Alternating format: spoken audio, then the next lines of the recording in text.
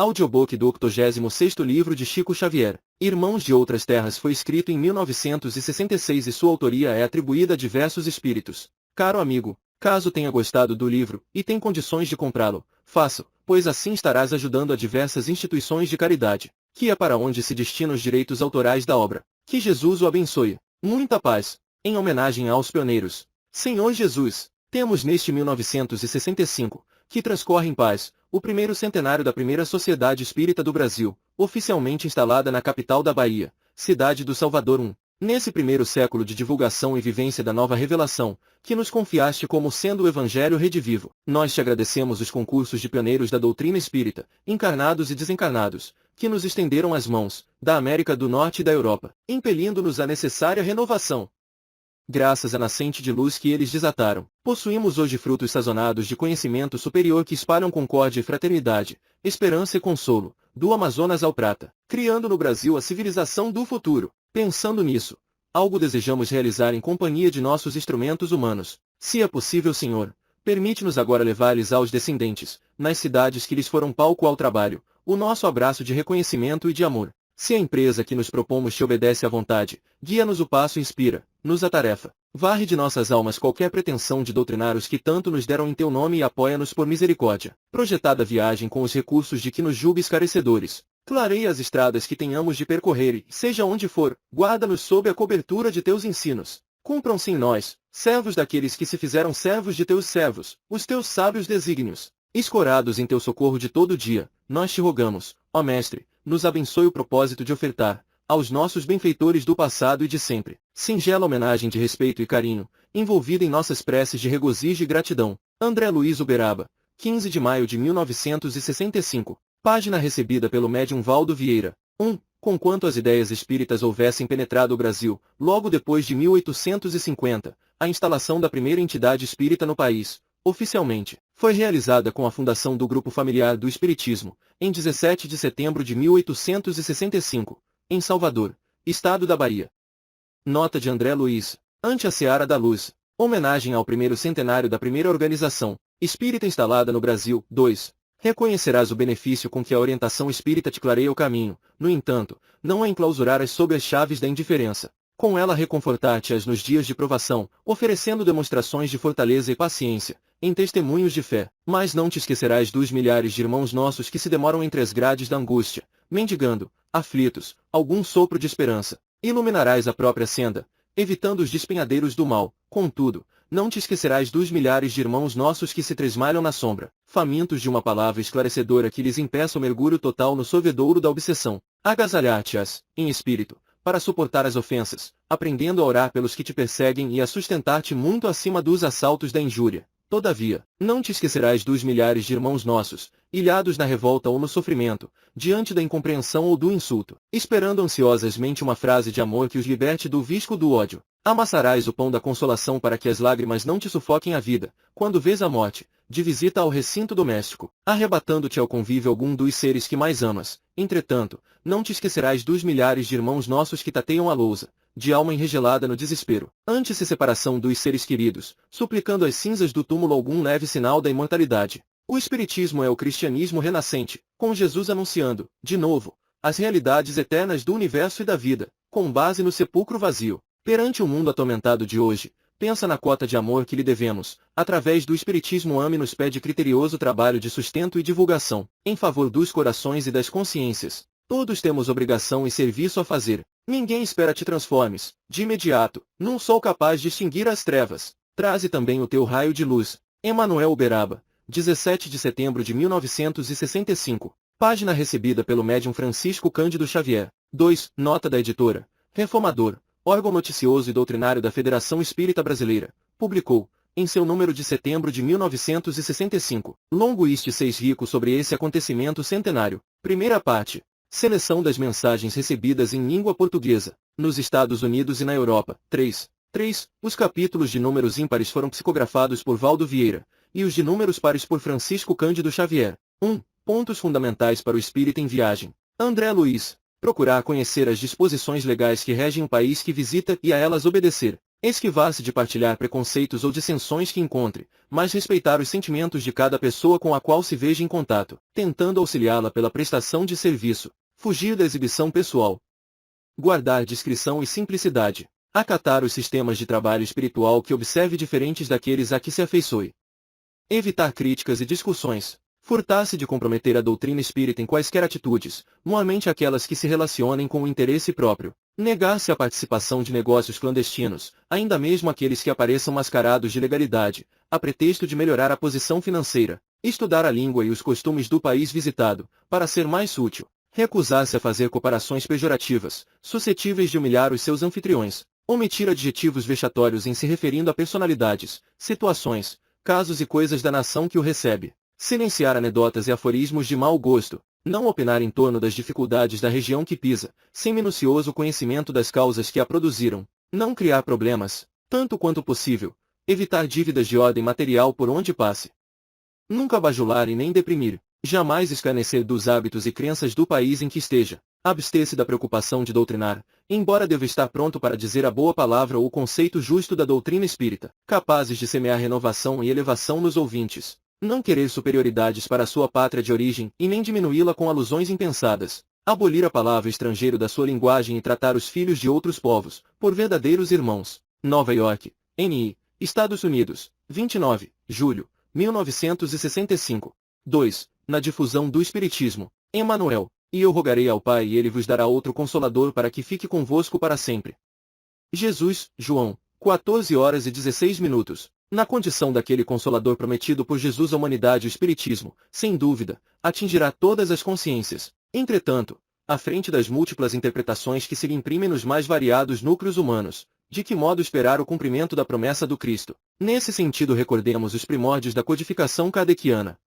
Preocupado com o mesmo assunto, Allan Kardec formulou a questão número 789, de O Livro dos Espíritos, a qual os seus instrutores espirituais, solícitos, responderam: certamente que o Espiritismo se tornará crença geral e marcará nova era na história da humanidade, porque está na natureza e chegou o tempo em que ocupará lugar entre os conhecimentos humanos. Terá, no entanto, que sustentar grandes lutas, mais contra o interesse do que contra a convicção, porquanto não há como dissimular a existência de pessoas interessadas em combatê-lo, umas por amor próprio, outras por causas inteiramente materiais. Porém, como virão a ficar insolados, seus contraditores se sentirão forçados a pensar como os demais, sob pena de se tornarem ridículos. Certifiquemo-nos, pois, de que, na difusão dos princípios espíritas, estamos todos em luta do bem para a extinção do mal e de que ninguém alcançará a suspirada vitória sem a vontade de aprender e a disposição de trabalhar. Londres, Inglaterra, 10 de agosto de 1965. 3. Frutos verdes. Kelvin Van Dine, o espírita, herdeiro de conhecimentos superiores, esbarra com ressentimentos e mágoas, nutrindo atitude perfeitamente nova quando posta em confronto com a de outros princípios religiosos. Admitindo a continuidade da vida, além da morte, não recebe censores à maneira ser ponto e inimigos ou irresponsáveis. Acolhe-os como sendo companheiros transviados que é preciso recuperar para o bem. A face disso, assaltos morais apresentam para ele importância relativa, conquanto lhe doam os brios. Por que alimentar ódio a alguém, se estiver convicto, pela lei da reencarnação, de que esse alguém se lhe pode abrigar nos braços, na afeição de um ente querido na equipe familiar? Por outro lado, não pode ignorar o mal de que foi objeto, certo quanto se acha da lei de responsabilidade individual. Dai o comportamento equilibrado que as circunstâncias lhe sugerem, serenidade sem indiferença, dentro da qual reconhece que não lhe adianta perder tempo com pesares ocultos ou reclamações descabidas. Com isso, recolhe todas as manifestações de injúria, maldade, agressividade ou incompreensão dos outros, com a tranquilidade do cultivador que recebe de um companheiro vastas coleções de frutos verdes, para os quais não há colocação na área de seus interesses. E como sabe que o responsável pela produção se esmerará em fornecer, frutos maduros, em tempo adequado, espera por eles com paciência. Por essa razão, se o espírita lança mão de algum desforço perante ataques do caminho, essa desforra é sempre a resposta do serviço mais eficiente a todos os desafios de que foi alvo. Recordemos isso, à frente de agravos ou menosprezos. Para nós, as palavras do Cristo, amai os vossos inimigos, e orai pelos que vos perseguem e caluniam, não significam carta branca aos irmãos que se chafurdaram no mal e nem nos determinam exibir suposta superioridade diante deles. Querem claramente dizer que não devemos cortar os fios de amor fraternal que nos identificam uns com os outros, conferindo-lhes o direito de serem responsáveis pelos erros que praticam e que nos cabe envolvê-los nas vibrações restauradoras da prece, prosseguindo, de nossa parte, na construção imperturbável do bem, que renderá sempre luz e verdade, alegrias e bênçãos para eles e para nós. Silver Spring, Maryland, EUA, 10, junho, 1965. 4. A riqueza. Hilário Silva. Amélia Cowper, anciã, estava em sua tapera, nos arredores de Chesapeake Bay, no interior de Maryland, quando Craig Potter, um de seus muitos sobrinhos, foi observar-lhe a situação. Seu tio James, dizia ela ao parente, referindo-se ao marido desencarnado, desde que se fez médium, num templo espírita, deu aos necessitados tudo quanto pôde. Não deixou dívidas, mas, depois do funeral, vim a saber que a nossa própria casa se achava hipotecada e fui constrangida, por isso, a entregar todos os nossos recursos aos credores. A senhora está arruinada, tia. Perguntou o moço. Estou com a roupa do corpo, esclareceu a velhinha. E designando o antigo móvel. Mas, graças a Deus, tenho o meu tesouro no cofre. O rapaz, que conhecera os tios nos bons tempos, quando possuíam preciosas reservas no Texas, pensou um minuto e deliberou, de súbito, que a tia o acompanhasse. No dia imediato, a viúva Cowper, depois de entregar enorme mala ao sobrinho, entrou no jipe, carregando o pequeno baú, carinhosamente. Então, começou para ela uma vida nova. Craig, que possuía sítio próspero na Virgínia, chamou Edward, seu irmão mais velho, cujas terras confinavam com as dele. Trocaram ideias confidencialmente e concluíram que a estreita caixa de lata de que a tia jamais se distanciava deveria conter joias riquíssimas, e combinaram entre si guardar a anciã, cuidadosamente. Vieram familiares de longe, disputando a convivência da senhora Cowper, mas Craig e Edward alegavam que tia Amélia estava fatigada, que médicos não lhe permitiam maior esforço. Habitualmente à noite, um ou outro espiava a velhinha, pelo buraco da fechadura, e viam-na segurando a vela acesa, a debruçar-se sobre o baú aberto, de certo fitando, através dos óculos, aquilo a que ela chamava minha riqueza ou meu tesouro. Assim viveu, ainda por mais 9 anos, requistada por toda a família e tratada com respeitosa atenção por ambos o sobrinho que a mantinham, interessados. Quando a morte quebrou semelhante situação conduzindo a viúva Cowper na direção de vida melhor, Craig e Edward trancaram-se no quarto que ela deixará, apossando-se do cobiçado baú. No entanto, ao abri-lo apenas encontraram dentro dele um antigo exemplar do Evangelho, sobre o encebado volume. O seguinte bilhete que lhes era dirigido pela tia desencarnada: Meus filhos, Deus os recompense pela caridade para comigo, mas tomem cuidado com vida na terra. E com a sua longa experiência do mundo, velhinha terminava com o versículo número 10 capítulo 6 da primeira epístola do apóstolo para Timóteo. Porque a paixão pelo dinheiro é a raiz de todos os males e, nessa cobiça, alguns desviaram da fé e se traspassaram a si mesmo com muitas dores. Reunião da noite 10 de julho de 65, em Nova York, Estados Unidos. 5. 20 assuntos com William James. André Luiz. Considerando os climas culturais específicos da ação espírita nos Estados Unidos e no Brasil, apresentamos, a seguir, as 20 questões que constam de nossa conversação com o Dr. William James, o eminente médico, psicólogo e filósofo norte-americano, desencarnado em 1910, que nos visita o grupo de oração e serviço espiritual nesta noite. P.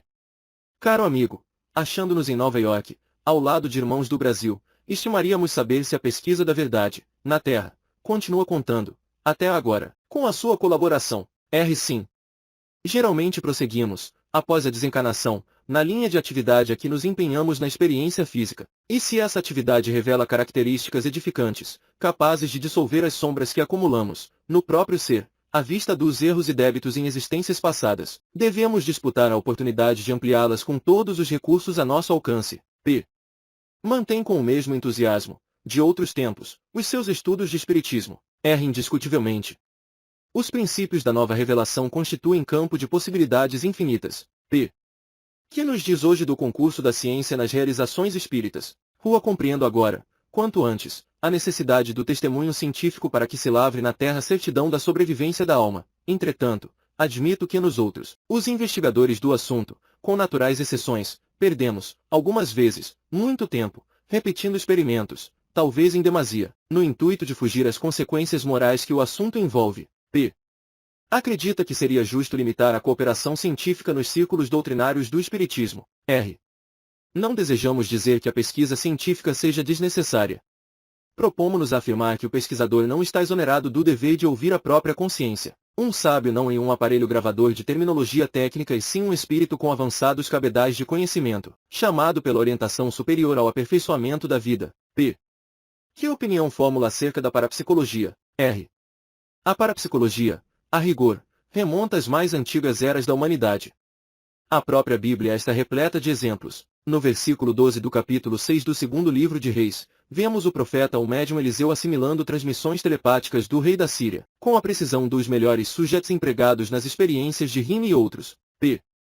Que julga do apoio espírita aos trabalhos parapsicológicos. Entendemos que os espíritas, quando possível, devem cooperar no desenvolvimento da parapsicologia, a fim de que as pesquisas não venham a cair sob a exclusiva observação de inteligências apaixonadas, procedam elas da ciência ou da religião. Esse concurso, porém, a nosso ver, apenas se verificará quando não acarrete prejuízo para os compromissos abraçados pelo obreiro espírita em sua ficha de ação. P.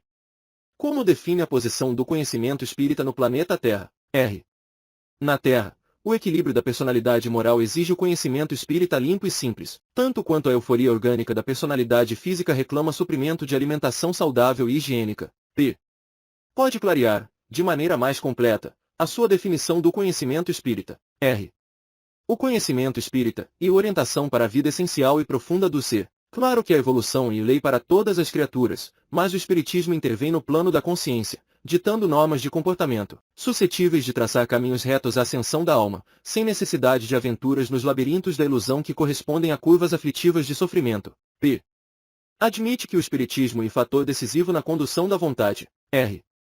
De modo perfeito.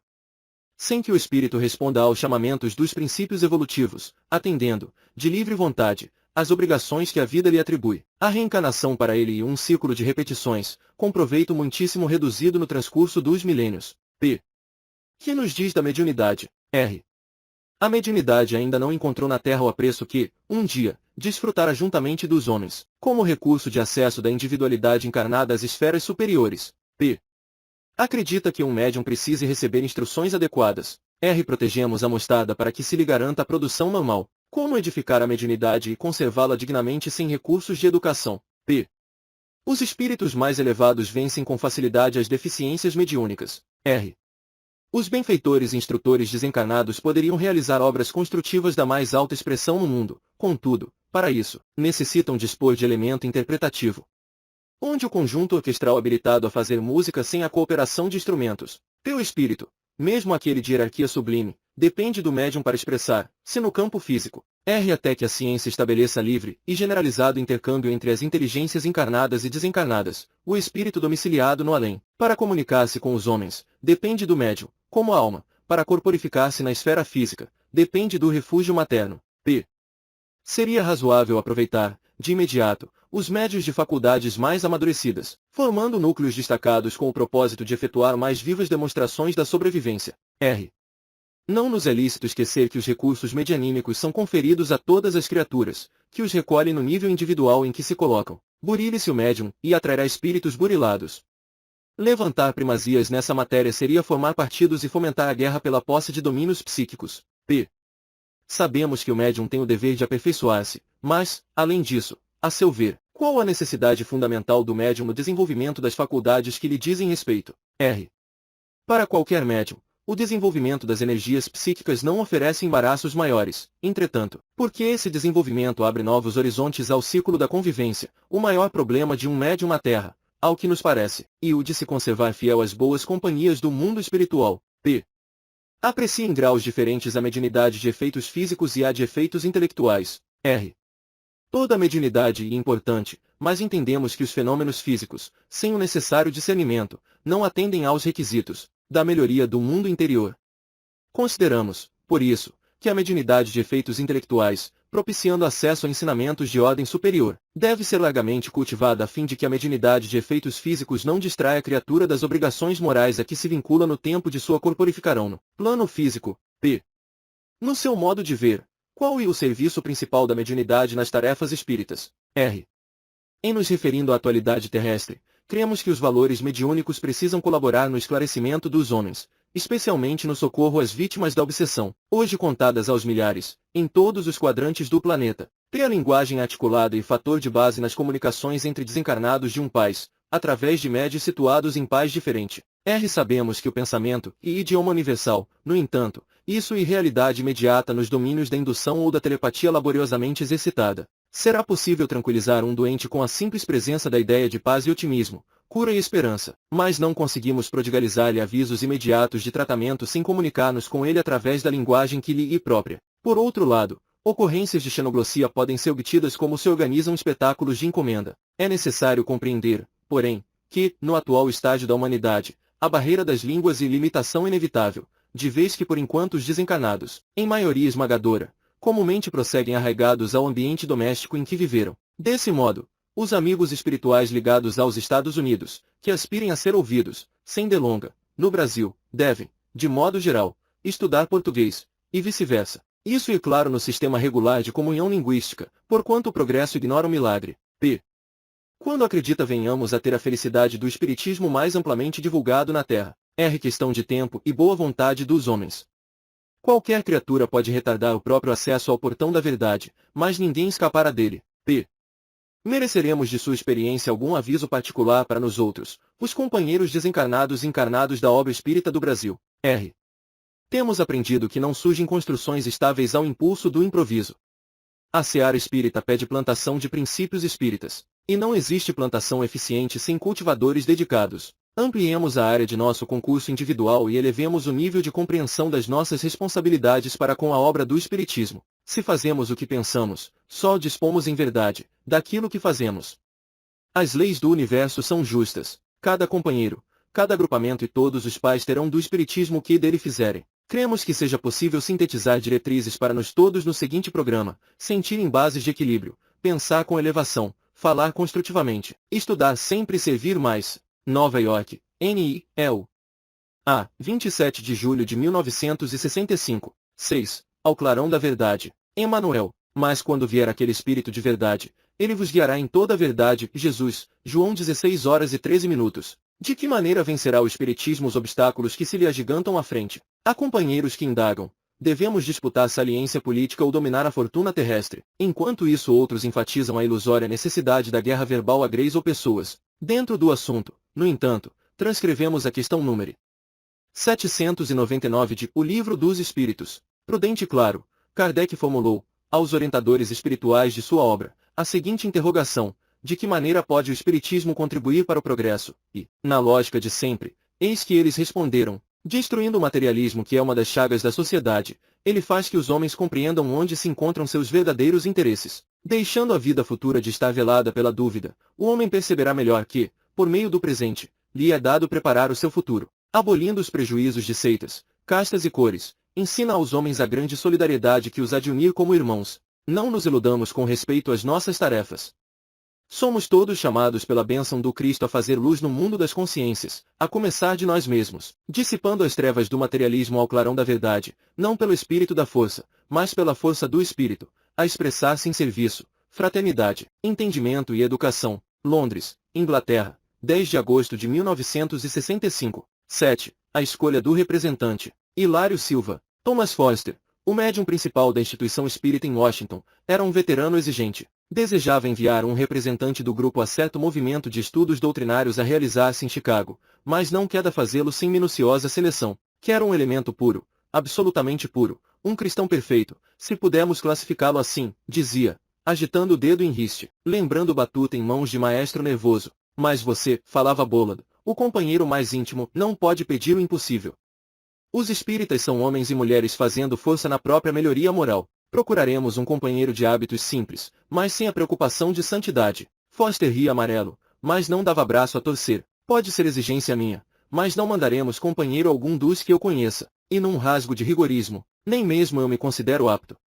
Lido com muitos negócios materiais e quero que a nossa casa se represente em Chicago por um espírita cristão completo, humilde, alfabetizado, amante dos sofredores e absolutamente arredado de todas as ilusões da terra. Muito difícil, observava Boland, sorrindo, onde encontrar essa ave rara, se estamos longe do céu. Foster lembrou que, durante 4 domingos consecutivos, enquanto pregava o evangelho vira na última fila um homem de aspecto simpático que não conhecia. Trajava-se com simplicidade, sem ser relaxado, mostrava olhar sereno, tipo evidentemente ponderado e esquivo a qualquer conversação ociosa. Após ligeiro comentário, concluiu: parece-me o homem ideal, se for um espírita de convicção, pelos modos que demonstra, será o representante adequado. Combinaram, assim, ouvi-lo na próxima sessão domingueira. No dia aprazado, lá estava o assistente desconhecido. Enquanto Foster falava, Boland aproximou-se dele e pediu-lhe alguns minutos de atenção para depois, e, fim da preleção, os dois amigos abeiraram-se dele. A primeira indagação que lhe foi atirada, respondeu, calmo, sim, estou fazendo o que posso para ser espírita. Foster continuou perguntando e ele prosseguiu respondendo, o irmão tem vida mundana ativa. Quem sou eu, meu amigo? Ando em luta contínua, mas dedica-se aos sofredores. Tenho a vida entre os que choram. Escolheu, assim, o caminho da caridade cristã. Como não, meu amigo? Ouvir aflições e estar com os necessitados de conforto é meu simples dever, e ajuda a todos, em sua noção de serviço social. Devo servir a todos, ricos e pobres, justos e injustos, moços e velhos. Não posso fazer distinção. Encantado, o velho Thomas inquiriu, ainda, e o irmão procede assim espontaneamente. O desconhecido sorriu e acentuou, até certo ponto. Se eu pudesse cultivaria minhas festas e me afastaria, pelo menos um pouco, de tantos sofrimentos e tantas lágrimas. Foi então que Foster veio a saber que o homem trabalhava no antigo Fort Lincoln e desempenhava as funções de coveiro. Washington, D.C., Estados Unidos, 9 de junho de 1965. 8. Civilização e Reino de Deus. Emanuel, interrogado pelos fariseus sobre quando viria o reino de Deus, Jesus lhes respondeu, não vem o reino de Deus com aparências exteriores. Lucas, 17h20. A terra de hoje reúne povos de vanguarda na esfera da inteligência. Cidades enormes são usadas, à feição de ninhos gigantescos de cimento e aço, por agrupamentos de milhões de pessoas. A energia elétrica assegura a circulação da força necessária à manutenção do trabalho e do conforto doméstico. A ciência garante a higiene. O automóvel ganha tempo e encurta distâncias. A imprensa e a rádio-televisão interligam milhares de criaturas, num só instante, na mesma faixa de pensamento. A escola abrilhanta o cérebro. A técnica orienta a indústria. Os institutos sociais patrocinam os assuntos de previdência e segurança. O comércio, sabiamente dirigido, atende ao consumo com precisão. Entretanto, estaremos diante de civilização impecável. À frente desses empórios resplendentes de cultura e progresso material, recordemos a palavra dos instrutores de Allan Kardec, nas bases da codificação do Espiritismo, perguntando a eles por que indício se pode reconhecer uma civilização completa, através da questão número 793, constante de O Livro dos Espíritos. Deles recolheu a seguinte resposta: reconhecê-la-eis pelo desenvolvimento moral. Credes que estáis muito adiantado, porque tendes feito grandes descobertas e obtidas maravilhosas invenções, porque vos alojais e vestis melhor do que os selvagens. Todavia, não tereis verdadeiramente o direito de dizer-vos civilizados, senão quando de vossa sociedade houvedes banido os vícios que a desonram e quando vivedes, como irmãos, praticando a caridade cristã. Até então, sereis apenas povos esclarecidos, que hão percorrido a primeira fase da civilização. Espíritas, irmãos! Rememoremos a advertência do Cristo, quando nos afirma que o reino de Deus não vem até nós com aparências exteriores, para edificá-lo. Não nos esqueçamos de que a doutrina espírita é a luz em nossas mãos. Reflitamos nisso. Paris, França, 19 de agosto de 1965. 9. Bússola da Alma. Bezerra de Menezes. Surge a prece na existência terrestre como chave de luz inspirativa descerrando as trilhas que parecem impedidas aos nossos olhos. Ensina sempre no silêncio da alma, e quando não resolve os problemas ou não afasta o sofrimento, ilumina a mente e fortalece a resignação. Contato com o infinito. Toda oração sincera significa mensagem com endereço exato, e se, por vezes, flutua entre riso e pranto, termina sempre por elevar-se aos páramos superiores onde já não existem temporariamente nem alegria nem dor, apenas paz de alma. Oração é diálogo. Quem ora jamais monologa. Até a petição menos feliz tem a resposta que lhe cabe, procedente das sombras. Atende aos compromissos na hora certa. A pontualidade é o fiel moral na balança do tempo. Dá e receberás. Auxilia e alguém te auxiliará. Existe a caridade como receita ideal para todos os males. A imparcialidade de julgamento há de começar em nós, com a benevolência para com os outros e severidade para nós mesmos. Quais são os pontos de contato de sua vida com a verdade? Que relação existe entre você e o mundo espiritual? Expressa a exemplificação o conjunto dos reflexos de nossos atos. Toda opinião retrata o opinador. Constitui a vida uma longa viagem e demanda aos portos da felicidade perfeita. A prece é a bússola que nos coloca sob a direção do Senhor, cujas mãos devem pousar no leme da embarcação do destino. Ora sempre o barco dos teus dias nunca se transviará sob as nuvens das trevas. Londres, Inglaterra, 10 agosto, 1965. 10. Em torno da mediunidade. Irmão X. Ali, no movimentado salão do Carnegie Hall, em Nova York, encontramos famosa médium, a quem prestaremos tão só o nome de Sra. Hayden, e de quem ouvíramos as melhores referências no plano espiritual. marcado o encontro pela intervenção afetuosa de nosso amigo Fred Figner. Fomos recebidos pela distinta senhora desencarnada, para a conversação de alguns minutos. A senhora Hayden, orientadora de assuntos medianímicos, em vários círculos doutrinários dos Estados Unidos, recebeu-nos com extrema bondade, e, porque a víssemos cercada de amigos, naturalmente em atividades inadiáveis, firmamo-nos no objetivo direto de nossa visita. Depois das saudações fraternais, senhora Hayden, começamos, se possível, estimaríamos ouvi-la em algumas perguntas sobre mediunidade. Minha experiência, comentou a interpelada, nada possui de notável. E sorrindo, mas pergunte o que deseje e responderei o que possa. Sabíamos que a entrevistada, desde os primórdios do Espiritismo, na América, se fizera amiga pessoal do juiz John Edmonds, do professor Robert Ary, da senhora James Mapes, de Amardins e outros pioneiros do movimento espírita na Terra, e considerei, não desconhecemos que a senhora estuda a mediunidade, desde as bases da doutrina espírita no mundo. Sim, aprovou, tenho essa honra. E o nosso diálogo prosseguiu. Que nos diz acerca da mediunidade, no momento atual do planeta? Questão ainda nova, tão nova como quando nos aventuramos a praticá-la, há precisamente um século.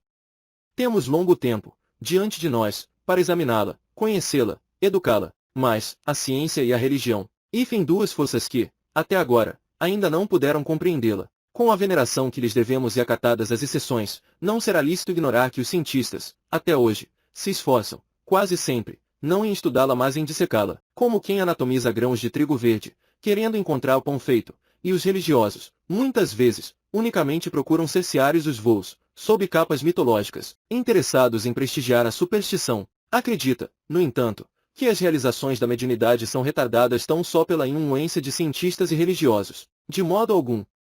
A mediunidade é uma força neutra, qual o magnetismo e a eletricidade, que não são bons e nem maus em si. O homem é quem lhes caracteriza as aplicações. Todos sabemos que milhares de indivíduos, encarnados e desencarnados, abusam da mediunidade, como os falsários criam chantagem com o dinheiro ou os impostores exploram a palavra, envilecendo-a na demagogia. A senhora crê na possibilidade de se coibirem semelhantes abusos pelo estabelecimento, na Terra, de um Instituto Central de Controle dos Fenômenos Mediúnicos. A questão é de consciência pessoal. Já pensou o que seria do mundo, nas condições morais em que ainda se encontra, se apenas um grupo de nações ou pessoas pudesse controlar a potência do Sol? As ocorrências medianímicas pertencem ao domínio da verdade, por isso mesmo, devem estar com todas as criaturas, no grau evolutivo em que se vejam, em regime de liberdade, conquanto saibamos que todo médium dará contas aos poderes orientadores da vida quanto àquilo que faça de suas próprias faculdades. Senhora Hayden, estamos convencidos de que a mediunidade é característica peculiar a todas as pessoas. Apesar disso, a senhora crê, tanto quanto nós, que muitos espíritos reencarnam com mandatos especiais para desenvolvê-la e honorificá-la. Perfeitamente. E como explicarmos a falência de tantos médios no mundo? Isso não sucede exclusivamente nos domínios da mediunidade. O amigo admite que os tiranos em política, os sicários da cultura intelectual que supõem desacreditar a ciência com atos de crueldade e os fanáticos em religião hajam nascido na terra para fazerem o mal que causam. Identificamos companheiros transviados na mediunidade, como é fácil de conhecer, los nos círculos da fortuna, da inteligência, da administração. Que diz a isso? Que, por enquanto, somos, no conjunto, a família humana do planeta, com imperfeições, paixões, erros e bancarrotas, inerentes à nossa posição de espíritos em aperfeiçoamento gradativo, caindo agora e levantando depois, aprendendo e melhorando sempre. Em seu ponto de vista, como promover a elevação do conceito de mediunidade? Separar o fenômeno mediúnico da doutrina do espiritismo, definindo o fenômeno por matéria de observação e doutrina como sendo a luz que o esclarece. A senhora conhece a codificação kardeciana? Sim. Se fosse solicitada a falar para os irmãos de língua inglesa, encarnados na Terra, com vistas à obra de Allan Kardec, permitir-nos-á, por obséquio, saber o que diria. Se isso me fosse possível, convidaria todos os amigos e associados de ideal, de formação anglo-saxônia e latina, para o estudo generalizado dos temas e interesses espíritas e espiritualistas, em benefício da humanidade, a começar dos mais humildes agrupamentos de opinião. Esses assuntos fundamentais da alma, da imortalidade, da evolução, da reencarnação, do destino, da dor e da justiça precisam sair do ambiente estreito dos simpósios para a análise clara e simples do povo. Senhora Hayden, desejando centralizar o nosso entendimento no que se relaciona com a mediunidade, muito nos agradaria ouvir sobre o que pensa, neste outro lado da vida. Quanto à mistificação mediúnica, o irmão diz muito bem, quando afirma neste outro lado da vida, porque, no campo físico, habituamo-nos a ver o empeço de maneira excessivamente sumária. A mistificação medianímica assume agora para mim aspectos multiformes, de vez que, se em alguns casos raros, podemos reconhecê-la movida pela má-fé. Na maioria absoluta das ocorrências necessitamos compreender o papel da hipnose, da compulsão, do reflexo condicionado ou do processo obsessivo dentro dela. Discriminar mistificações mediúnicas, separando-as de fatos autênticos da mediunidade, não é tão fácil. Que sugere para a solução do problema? Trabalhar e estudar, cada vez mais. Os sábios das esferas superiores nos inspiram e guiam, mas não efetuam por nós a tarefa que nos cabe fazer. Mas, as fraudes mediúnicas, Sra. Hayden, que pensar das fraudes mediúnicas que plantam a dúvida e a negação entre os homens? Por que os sábios das esferas superiores não as proíbem irrevogavelmente? A notável seareira do espiritismo, na América, sorriu de enigmático modo e acrescentou: meu amigo, a dúvida é permitida pela bondade divina, em benefício da fraqueza humana. A fraude mediúnica, se prejudica de um lado, mostra a função seletiva de outro. Muita gente que se gaba de cultura e discernimento não suportaria, de chofre, as verdades do mundo espiritual. Existem espíritos que reencarnam prometendo prodígios de fidelidade e serviço, na obra do Senhor. Entretanto, depois de se constituírem seguramente no corpo físico, voltam às tentações que noutro tempo lhes conturbavam o campo íntimo e recuam dos propósitos de elevação. Ainda assim, são criaturas boas e nobres. O Senhor, então, permite que elas duvidem das realidades espirituais e aceita, generosamente, que lhe neguem até mesmo a existência, de modo a que se inclinem para outras tarefas, não tão heróicas quanto as da confiança e da lealdade ao bem até as últimas consequências, mas igualmente construtivas e meritórias. Tornarão a fé mais tarde, enquanto os companheiros mais amadurecidos seguem, com a bênção do Senhor, para a frente. Uma campainha retiniu. Os minutos previstos para a conversação haviam terminado. A Sra. Hayden despediu-se e nós ficamos repentinamente a sós, no grande salão, com fome de silêncio e com sede de pensar. Nova York, Estados Unidos, 4 de agosto de 1965. 11. Convite ao pensamento. André Luiz. Página psicografada horas depois de haverem os médios deste livro estudado a possibilidade da aceitação de um convite para um programa de televisão. Todos os canais da publicidade respeitável são caminhos pelos quais a ideia espírita precisa e deve transitar. Nossa tarefa, porém, na hora que passa, é a de reavivar a chama dos princípios doutrinários. Convite ao pensamento. Apelo ao raciocínio. Achamo-nos à frente de um mundo em reforma. Casa em transição e refazimento. Entre as acomodações do antigo e os desafios do novo, somos trazidos a erguer um cenáculo para os valores da alma. Agitar opiniões seria distrair, perder a oportunidade na extroversão. O espiritismo evangélico pede ceareiros decididos a revolver as leiras da verdade. Silêncio e construção. Não importa sejamos poucos. O pão disputado com alarido, nas praças, foi, a princípio, um compromisso de trabalho entre o lavrador e o solo que lhe acolhe a esperança. Nunca desprezar a obscuridade do início. Acendamos, com o livro, a faísca de lume 4. Façamos a nossa parte. Outros realizadores virão. A obra não é nossa. Reflitamos na supervisão que verte do Cristo, detenhamo-nos na reverência aos bons espíritos que o representam. O materialismo inventou máquinas capazes de sustentar o mínimo esforço físico para o homem na Terra, mas não lhe suprimiu as aflições de espírito. Quanto mais supercultos os povos do planeta, do ponto de vista do cérebro, mais ampla a taxa dos sofrimentos de natureza moral. Conquanto indispensáveis na economia do progresso, os títulos acadêmicos e os avanços técnicos não curam as moléstias do pensamento e nem arredam do caminho o fogo das paixões. Somos convocados hoje a trabalhar na desmontagem das armadilhas do suicídio e no combate à praga da obsessão 5, desarticulando as brechas do tédio e do desânimo, da angústia e da descrença, pelas quais se insinua a força da sombra contra a luz e do desequilíbrio contra a harmonia que rege a existência. Prossigamos. Permaneçam conosco a fé no poder supremo e a presença do Mestre, aquele mesmo eterno amigo que nos prometeu, convincente. Aquele que me segue não anda em trevas.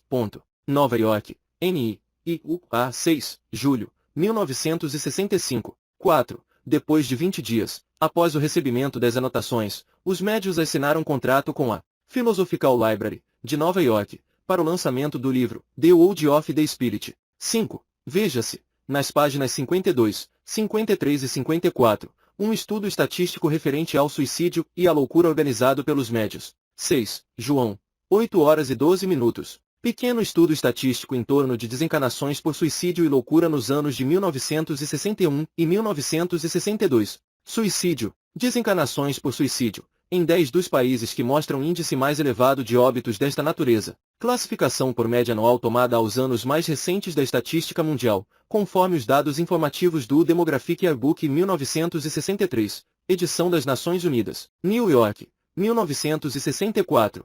Países. Anos totais de desencarnações por suicídio, suicídio e injúria feita a si mesmo. Número de desencarnações em cada parcela de 100.000 habitantes. Áustria 1962.508 22,4. Alemanha República Federal Alemã 1961 10.116 18,7. Suíça 1961 1001 18,2. Japão 1962 16.439 17,3. França 1962 7.112 15,1. Bélgica 1961 1.348 14,7. Inglaterra e País de Gales 1961 5.589 12,0. Estados Unidos 1962 20.207 10,8. Polônia 1961 2.643 8,8. Portugal 1962 770 8,6. Loucura. Desencarnações por loucura. Em 10 dos países que mostram índice mais elevado de óbitos dessa natureza. Classificação por média anual tomada aos anos mais recentes da estatística mundial, conforme os dados informativos do Demographic Yearbook 1963, edição das Nações Unidas, New York, 1964.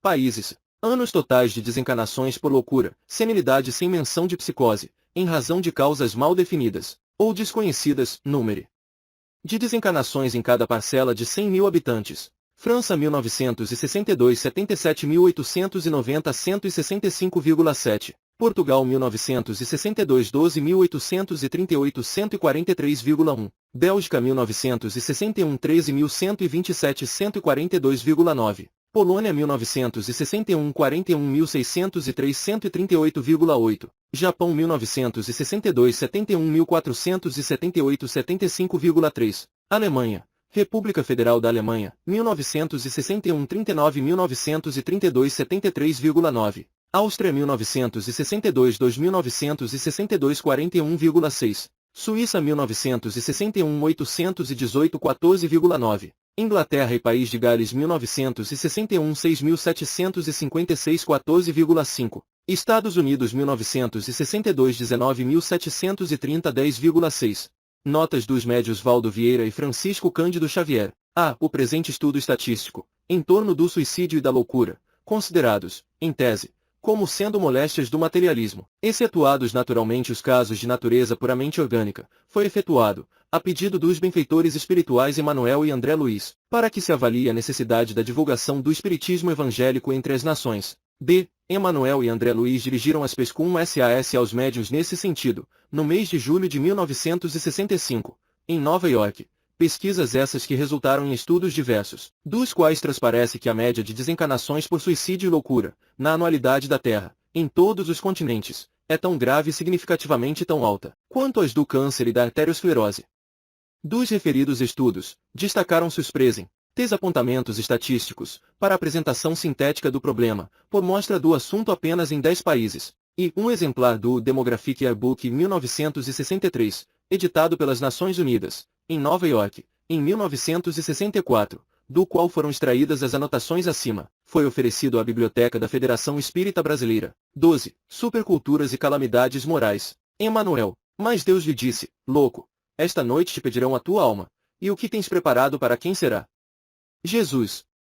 Lucas, 12 horas e 20 minutos. Não basta juntar valores materiais para garantia de felicidade. A supercultura consegue atualmente na Terra feitos prodigiosos, em todos os reinos da natureza física, desde o controle das forças atômicas às realizações da astronáutica. No entanto, entre os povos mais adiantados do planeta, avançam duas calamidades morais do materialismo, corrompendo-lhes as forças, o suicídio e a loucura, ou, mais propriamente a angústia e a obsessão. É que o homem não se aprovisiona de reservas espirituais à custa de máquinas, para suportar os atritos necessários à evolução e aos conflitos resultantes da luta regenerativa, precisa alimentar-se com recursos da alma e apoiar-se neles. Nesse sentido, vale recordar o sensato comentário de Allan Kardec, no item 14, do capítulo 5, de O Evangelho segundo o Espiritismo, sob a epígrafe, o suicídio e a loucura. A calma e a resignação auridas da maneira de considerar a vida terrestre e da confiança no futuro dão ao espírito uma serenidade que é o melhor preservativo contra a loucura, o suicídio. Com efeito, é certo que a maioria dos casos de loucura se devem à comoção produzida pelas vicissitudes que o homem não tem a coragem de suportar. Ora, se encarando as coisas deste mundo, da maneira por que o Espiritismo faz que ele as considere, o homem recebe com indiferença, mesmo com alegria. Os reveses e as decepções que houveram desesperado noutras circunstâncias, evidente se torna que essa força, que o coloca acima dos acontecimentos, lhe preserva de abalos à razão, os quais, se não fora isso, o conturbariam. Espíritas, amigos, atendamos à caridade que suprime a penúria do corpo, mas não menosprezemos o socorro às necessidades da alma. Divulguemos a luz da doutrina espírita, auxiliemos o próximo a discernir e pensar. Paris, França, 19 de agosto, 1965. 13. Perguntas e respostas. Hilário Silva, em Nova York, entre os dois amigos, no banco do Subway, no longo percurso de Times Square a Essex. Qual é a sua opinião sobre o governo? A. Penso que todos devemos pedir a Deus pela segurança dos nossos governantes. E o prefeito? Que me diz você sobre o prefeito? Evidentemente, será um homem de boas intenções. Escute, você já ouviu dizer alguma coisa acerca do Peterson? Já. Sabe que ele é um tubarão. Sei que ele é um negociante. Mas está informado de que ele é desonesto. Isso não sei, por não conhecê-lo na intimidade. Você ainda mora perto do Jimmy Davis. Moro, qual é a sua opinião sobre ele? É um bom homem. Trabalhador de grande atividade. Vive bem com a esposa. Parece que sim. Que me fala do Crane, seu vizinho de lado? Excelente pessoa. E do Joe Murray, companheiro boníssimo.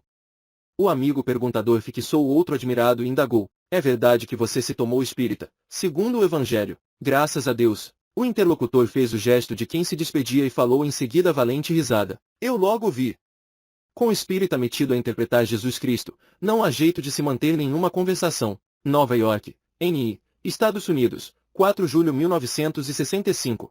14. A porta da palavra. Emmanuel, orando também, juntamente por nós para que Deus nos abra a porta da palavra. Paulo, Colossenses, 4 horas e 3 minutos. A atualidade terrestre dispõe dos mais avançados processos de comunicação entre os homens. Num só dia aviões sobrevoam nações diversas. O rádio e a televisão alteram o antigo poder do espaço. Quantos milhões de criaturas, porém, se reconhecem profundamente isoladas dentro de si, ainda mesmo quando parte integrante da multidão? Quantos seres humanos varam largos trechos da existência pedindo apelos ao socorro espiritual de outros seres humanos sem qualquer resposta que lhes acerene o campo emotivo? O que mais singulariza o problema é que nem sempre vale a presença material de alguém para o auxílio de que outro alguém se reconhece necessitado. Quem sofre prefere solidão à companhia daqueles que lhes agravam o sofrimento. Todos nós carecemos de alívio na hora da angústia ou de apoio em momentos difíceis, e, para isso, contamos receber daqueles que nos rodeiam a frase compreensiva e conveniente. Entanto, nesse sentido, não bastará que os nossos benfeitores nos manejem corretamente o idioma ou nos identifiquem o grau de cultura.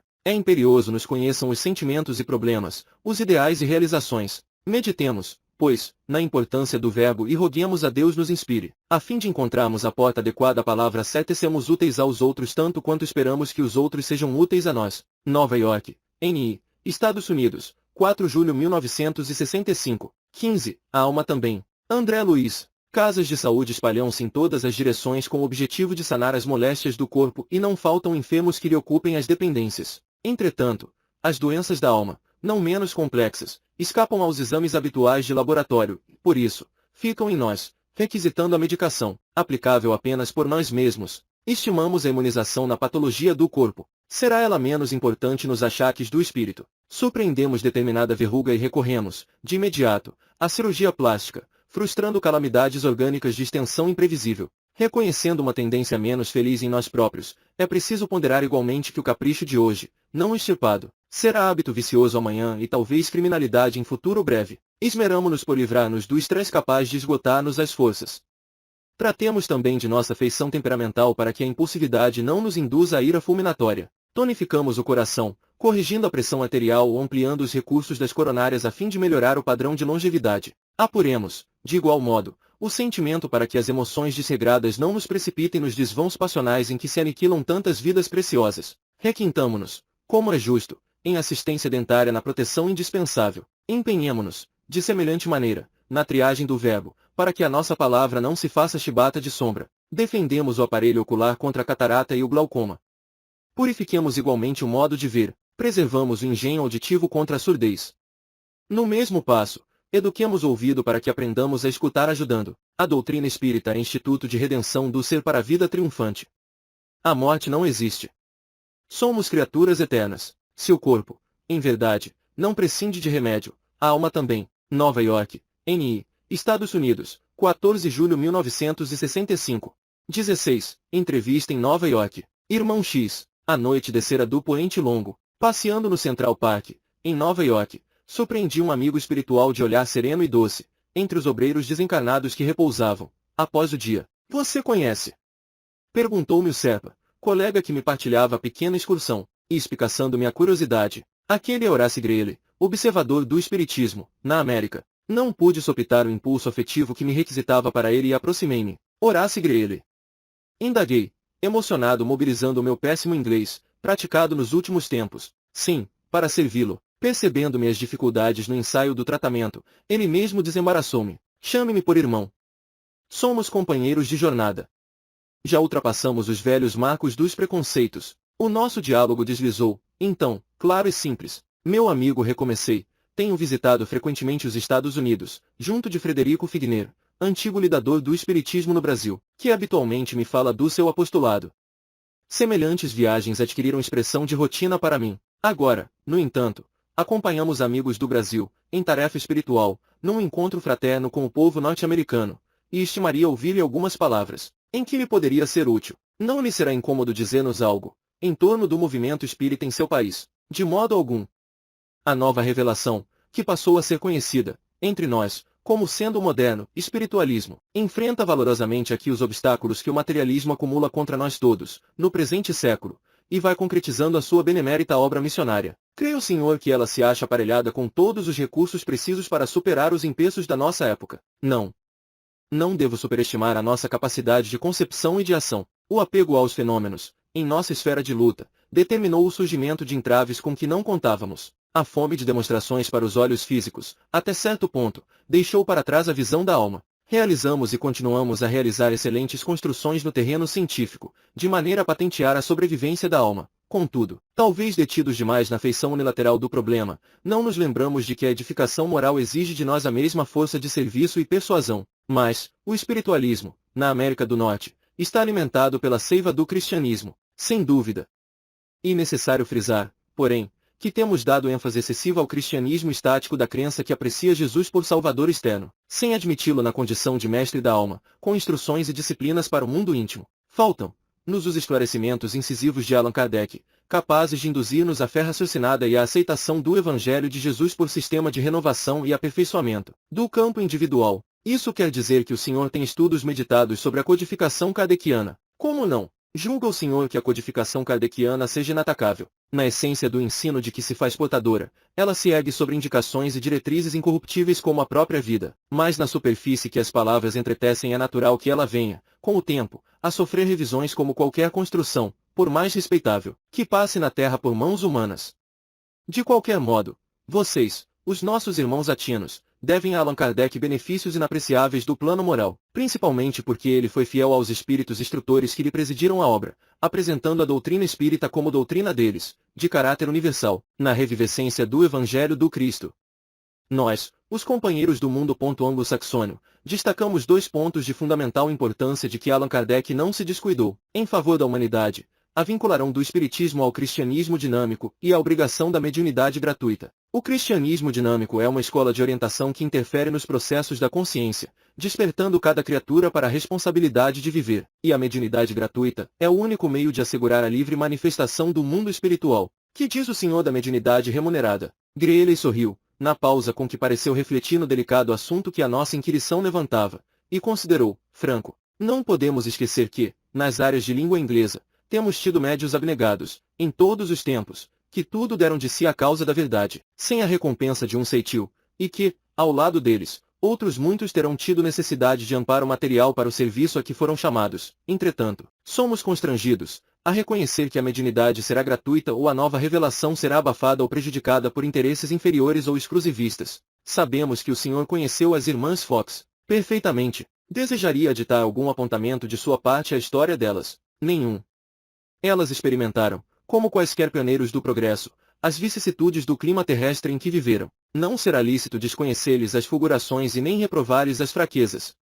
Eram, como nós, criaturas humanas, entre as atrações da sombra e as exigências da luz. Compreendi que estava transformando a minha pesquisa num inquérito demasiado longo e abreviei. Meu amigo, que nos pode falar acerca da reencarnação nesta parte do continente? A certeza da reencarnação avança, cada vez mais, em nosso campo de serviço. O tema concerne a verdade e a verdade, a pouco e pouco, se revela de modo irreversível. O Senhor tem alguma sugestão para nós, os irmãos brasileiros? Quanto nos seja possível, cultivemos o esforço da aproximação recíproca.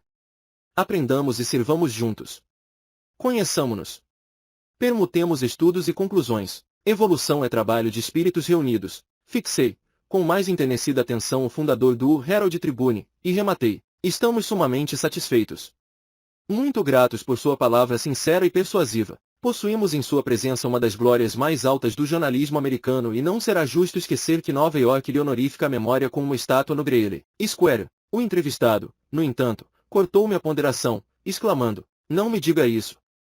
Sou apenas um espírito consciente, buscando a execução do próprio dever, e acrescentou sorrindo, se você admite a existência de glórias humanas, observe, quando passar na praça referida, a estátua de que me fala e verá que a poeira e os pombos não acreditam nisso. Em seguida, Horace Greeley pronunciou expressões de amizade e bênção, que profundamente nos comoveram, e afastou-se, a passo rápido, como quem seguia ao encontro de tarefas inadiáveis, sob a noite de cinza. Nova York, N.I., Estados Unidos, 12, julho, 1965. 17 Novo método de cura. Kelvin Van Dinen. Um problema existe na sustentação do equilíbrio e da paz que nos pede reflexão.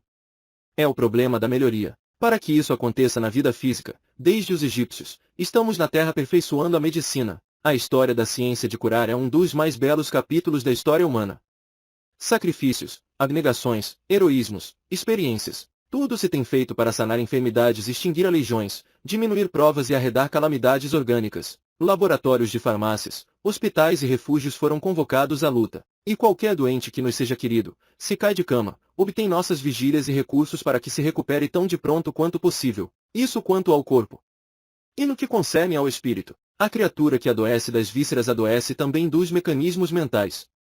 Há viciações de conduta como a degenerescências do fígado. E se providenciamos remédio para as ocorrências hepáticas, por que esbordoamos a mente do companheiro colhido em perturbação espiritual? Se temos anestesia para extirpar uma formação cancerosa, por que não usar o esquecimento para acabar com um processo obsessivo que se agravou pelas adições de orgulho ou vaidade, inveja ou revolta com que foi acrescido? Por que não tratar o ofensor como um doente, mais necessitado de carinho que de censura? Se um amigo aparece espiritualmente deformado, seja nas aparências de azedume ou descaridade, auxiliemo-lo para o justo reequilíbrio. Comecemos, de imediato, com a providência aplicada aos enfermos, fazê-los sentirem-se melhores. Ninguém dá fogo líquido ao portador de uma úlcera gástrica. Nunca reajustaremos o coração de ninguém a labaredas de crítica. Esclareçamos as situações difíceis, corrijamos erros e estabeleçamos a verdade, mas sem exceder os limites da bondade humana e da responsabilidade de viver, como o cirurgião que restaura o órgão lesado sem destruí-lo a golpes de bisturi. Que o erro existe, existe. Mas experimentemos um novo método de cura do erro. Façamos a criatura errada sentir-se melhor. Washington, D.C., Estados Unidos, 9 de junho de 1965. 18. Compromisso pessoal. Emanuel, eu plantei, Apolo regou, mas o crescimento veio de Deus. Paulo.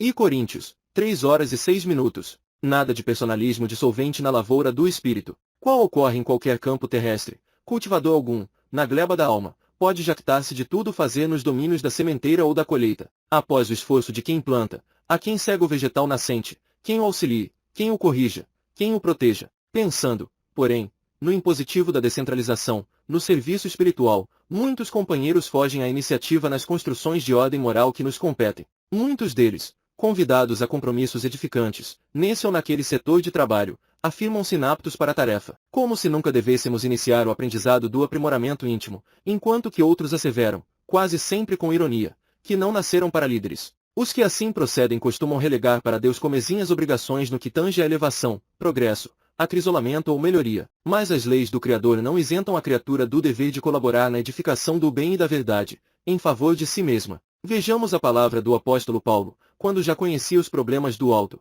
aperfeiçoamento, em nos referindo à evangelização: eu plantei, Apolo regou, mas o crescimento veio de Deus. A necessidade do devotamento individual à causa da verdade transparece, clara, de semelhante conceituação. Sabemos que a essência de toda atividade, numa lavra agrícola, procede, originalmente, da providência divina. De Deus vem a semente, o solo, o clima, a seiva e a orientação para o desenvolvimento da árvore. como também dimanam de Deus a inteligência, a saúde, a coragem e o discernimento do cultivador, mas somos obrigados a reconhecer que alguém deve plantar. Paris, França, 23 de agosto de 1968. 19. Problemas de direção. André Luiz. Muita gente procede assim, por falta de uma palavra amiga que lhe favoreça a direção. Quantas vezes, nós próprios anestesiamos a noção de responsabilidade ao elixir da conveniência e teremos procedido também desse modo, em instâncias do passado, diante das tarefas renovadoras de outras reencarnações. Nenhuma intenção de fazer pejorativa a identificação do companheiro de ideal e trabalho a que podemos designar como sendo meio espírita, de vez que o nosso propósito é aquele dos irmãos empenhados em elevar o nível de rendimento da família na prosperidade doutrinária. Os espíritas de metade existem e de certo que grande merecimento possuem pelas qualidades respeitáveis que já apresentam, mas devemos ajudá-los através da oração a complementarem as realizações edificantes que se encontram intimados a fazer. São eles habitualmente pessoas convictas das realidades do espírito, contudo, não se apercebem da importância disso, exaltando fenômenos e não levantando sequer uma palha na divulgação da verdade. Acreditam que é preciso trabalhar nas boas obras e nunca se animam à mínima tarefa. Destacam a excelência da seara espírita e recusam qualquer compromisso de trabalho dentro dela. Fogem de colaborar na ação construtiva.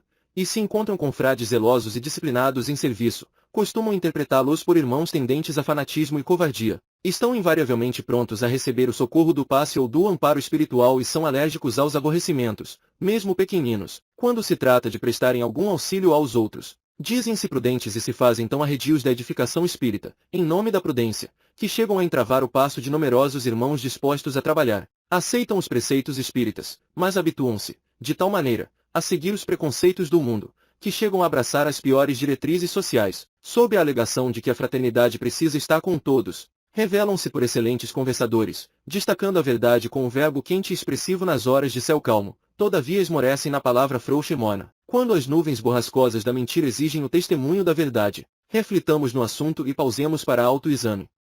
Reconheçamos a grandeza da redentora doutrina dos Espíritos que nos traz as bênçãos de Jesus por inteiro. Evitemos a nossa classificação deficitária de aprendizes com aproveitamento de metade que, ao invés de situar-nos no caminho do meio, nos deixa para trás, no meio do caminho. Londres, Inglaterra, 10, agosto, 1965. 20. Trabalhar sempre. Emmanuel. Ociosidade não é somente estagnação do progresso. Necessário auscultar-lhe as desvantagens profundas. Não será preciso, para isso, recorrer aos elementos de poesia e retórica.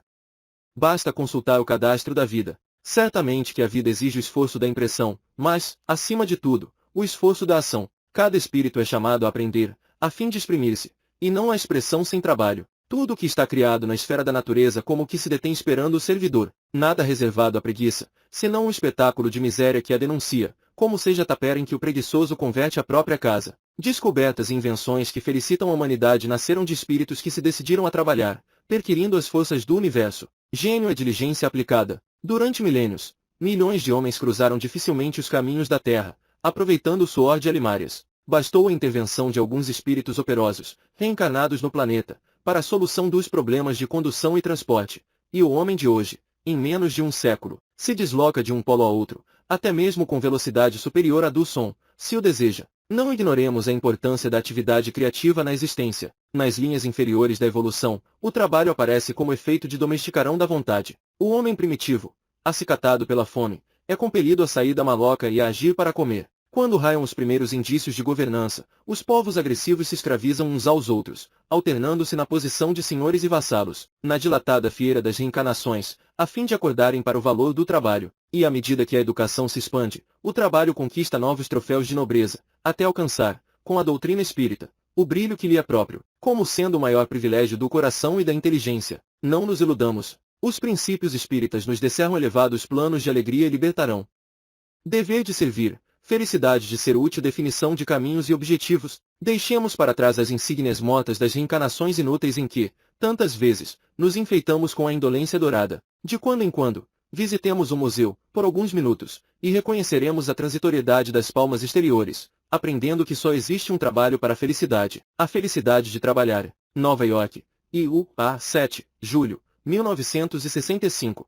21. Por quê? Hilário Silva. Enquanto o ônibus deslizava de Nova York para Miami, Adolph Hunt, proprietário de extensos pomares da Flórida, dizia para o companheiro de poltrona: imagine você, Fred, que andam veiculando por aí supostos recados do espírito de meu pai, falando em virtude e regeneração. Aperfeiçoamento é negócio de tempo. Hoje em dia, qualquer menino sabe o que vem a ser evolução. Ora, se ninguém pode tirar a obra gradativa do progresso, para que essa máquina aparatosa de espíritos e médios, fenômenos e mensagens que o espiritismo pretende acionar, no mundo, em nome de Deus e de imaginários mensageiros divinos. Pode você dizer-me o que Deus tem lá com isso? Ou, ainda, que tem conosco os chamados amigos espirituais? O interlocutor, encorajado pela atenção de outros ouvintes, gargalhava irônico e chancelava. Eu também creio assim. Estamos com Deus ou com a evolução. Mediunidade é balela. Nem Deus e nem espíritos interferirão com as leis da vida. A conversa alongou-se, nesse tom, quando Adolfo, chegado ao ponto de destino, veio a saber por um amigo que a sua maior estância havia sido varrida por violento furacão. De pronto, valeu-se do automóvel e tocou para o sítio indicado e ó desolação. Centenas de árvores frutíferas, notadamente as laranjeiras de classe, jaziam mutiladas ou retorcidas, exigindo cuidados imediatos. Terrivelmente surpreendido, ele, que acima de tudo amava o enorme pomar, convocou os filhos ausentes e os empregados de sua organização a trabalho reparador e, durante 4 dias compridos, nos quais ele próprio não descansou, a enorme chácara recebeu socorro e restauração. Na quinta noite, após o desastre, quando pôde enfim entregar-se ao repouso, sonhou com o pai, a dizer-lhe com benevolente sorriso: meu filho, se você, meus netos e os nossos cooperadores de serviço, imperfeitos como ainda são, se empenharam, com tanto carinho, pela salvação de um laranjal, por que negar a Deus, nosso Pai de infinito amor, e aos bons espíritos, nossos irmãos maiores, o direito de se interessarem pela melhoria da humanidade? Adolf Hunt retomou o corpo físico e prosseguiu escutando a voz paterna se lhe entranhar na acústica da alma. Por quê? Por que, meu filho? Nova York, N. I. L.A. 2, agosto, 1995. 22. Trecho de conversa. Irmão X. A propósito da divulgação da doutrina espírita, disse-nos, ainda agora, Samuel de Cirene, velho amigo da cultura israelita. Recordarei singelo acontecimento que os séculos apagaram. E contou, certa feita, nos primeiros tempos do cristianismo, a peste devorava a grande extensão da Capadócia e da Galácia, reduzindo industriosas populações ao desespero. Depois da doença fulminativa, veio a fome, e com a fome, surgiram tristeza e penúria, aflição e abandono. Largos movimentos de solidariedade se improvisaram, aqui e ali, para socorro às vítimas, e o apelo à generosidade pública alcançou Antioquia, onde um grupo de cristãos abnegados se entregou ao apostolado do auxílio. Em dias rápidos, numerosas famílias se despojaram de utilidades diversas, enquanto corações generosos ofereciam recursos financeiros, em favor dos desamparados. Tamanho foi o montante das preciosidades, que 6 barcos, de um porto da Saleucia, partiram repletos. A viagem começou entre presos e cânticos de louvor. Entretanto, depois de algumas horas, grosso nevoeiro desceu sobre as águas e as nuvens pareciam tão perto que mais se assemelhavam a montanhas de carvão em forma de neblina. Sobreveio a noite, sem que se tivesse notícia do pôr do sol, a não ser através de tênue clarão, lembrando a atmosfera de candeeiro longínquo. Fim do longo tempo sobre a onda agitada, a frota beneficente foi arrojada a maciço de penhascos, despedaçando-se de encontro aos rochedos. Por esquecimento dos responsáveis, os faróis de ilha vizinha jaziam apagados e a valiosa carga se perdeu por inteiro. Esse antigo incidente, meus amigos, ilustra a necessidade da divulgação criteriosa do espiritismo, em todas as direções. Indiscutivelmente, todos precisamos da bondade que auxilia o corpo e lhe sana as mazelas, mas não nos é lícito esquecer, sem prejuízo grave, as exigências do espírito. Esta, a observação de um dos amigos experientes que nos seguem a viagem, na conversação desta noite aprazível. Registro A, diz Cantilhão, através do lápis, porque, se ainda hoje líamos enternecidamente, aqui mesmo, o inolvidável aviso de Allan Kardec, fora da caridade não há salvação, será justo acrescentar, com todo o nosso respeito à memória do codificador, que fora da luz não existe caminho. Paris, França, 23, agosto, 1965. 23. A palavra. André Luiz. Prodigiosa. A energia criadora do pensamento. Sem a palavra, a ideia não se desenvolveria. Providencial. A função da escola. Fora da palavra, a instrução seria impossível. Admirável. O poder do livro. Sem a palavra, ninguém comporia uma frase. Exata a força da lei. Fora da palavra, a ordem seria desconhecida. Indiscutível. O progresso da indústria. Sem a palavra, o trabalho não atravessaria as fronteiras da incipiência. A própria missão do Cristo não conseguiu articular-se sem palavra, através da qual nos foi possível recolher a herança do Evangelho. A palavra é o instrumento mágico que Deus nos confia. Expanda o vocabulário. Selecione os recursos verbais. Burilhe a frase. Fale com o bem e para o bem. Em suma, aperfeiçoe a sua palavra nas relações com os outros e você encontrará, sem dificuldade, a sua escada de elevação. Londres, Inglaterra, 10 de agosto, 1965. 24. A mobília. Hilário Silva. O caminho está cara à frente de grande supermercado da Rua 48, em Nova York, em que Doug Sanford trabalhava. Solteirão. Às 50 de idade, Sanford era conhecido pela condição de espírita distinto e laborioso. Por isso mesmo, notando que ele acompanhava, algo preocupado, a preciosa mobília austríaca que a máquina transportava, aproximou-se dele Bob Best, colega de serviço e companheiro de fé, a observar-lhe, curioso, você tem razão de resguardar cuidadosamente estas peças, e acariciando espelhos, lustres, almofadas e cortinas, acrescentava, que beleza de mobília! Ah! Se eu pudesse, adquiriria um igual, que bom gosto! Por que Doug nada dissesse? Retornou Bob ao assunto. Olhe os altos relevos. Admiráveis filigranas. Como eu seria feliz se possuísse um tesouro assim? Você, naturalmente, me dá razão. Doug apenas afirmava. À vista disso, Bob indagou, direto. Para onde vão estas raridades? E o amigo, vão para um lar de velhos menos felizes. Meu Deus! Gritou Bob, espantado quem fez semelhante doação. De onde vem tanta riqueza? Esta mobília, falou Doug, foi comprada por meus avós, pertenceu à minha mãe, recentemente desencarnada, e está largando enfim a nossa casa. Por que você diz assim? E o amigo explicou. Tenho duas irmãs casadas que se puseram à disputa-la com tamanha ambição, que os maridos, revólver em punho, se atiraram um contra o outro, na semana passada, a ponto de se ferirem e de sermos todos detidos pela polícia. Com sacrifício, adquiri todo este material para oferecê-lo aos velhinhos necessitados, sem dúvida, que é uma relíquia do bom gosto de nossos avós, e, ante as manobras do carro que se afastava, terminou, mas toda relíquia material, quando capaz de conturbar a família ou arrasar a nossa paz de espírito, deve sair de nosso ambiente com a misericórdia de Deus. Nova York, L.A., 1 julho, 1965. 25. Inquietação. Valerium era homem robusto e inteligente, contudo, assim que ajuntou algum dinheiro, olvidou a si próprio, não mais refeições a tempo, a fim de caçar mais lucros. Não mais sono tranquilo, receoso de assaltos, não mais higiene pronta, por perder longo tempo buscando o golpe financeiro certo.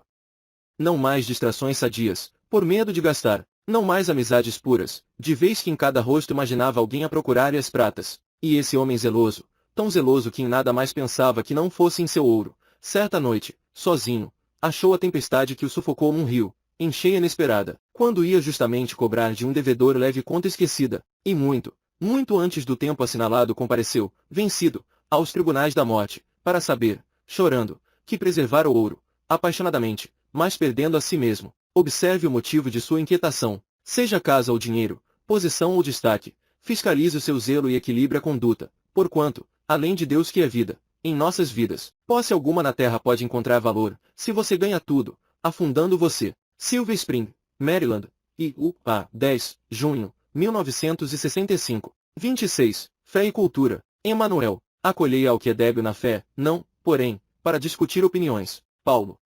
Romanos, 14 horas e 1 minuto. Indubitavelmente, nem sempre a fé acompanha a expansão da cultura, tanto quanto nem sempre a cultura consegue altear-se ao nível da fé. Um cérebro vigoroso pode elevar-se a prodígios de cálculo ou destacar-se nos mais entranhados campos da emoção, portas adentro dos valores artísticos, sem entender bagatela de resistência moral diante da tentação ou do sofrimento. De análogo modo, um coração fervoroso é suscetível das mais nobres demonstrações de heroísmo perante a dor ou da mais alta reação contra o mal, patenteando manifesta incapacidade para aceitar os imperativos da perquisição ou os requisitos do progresso. A ciência investiga.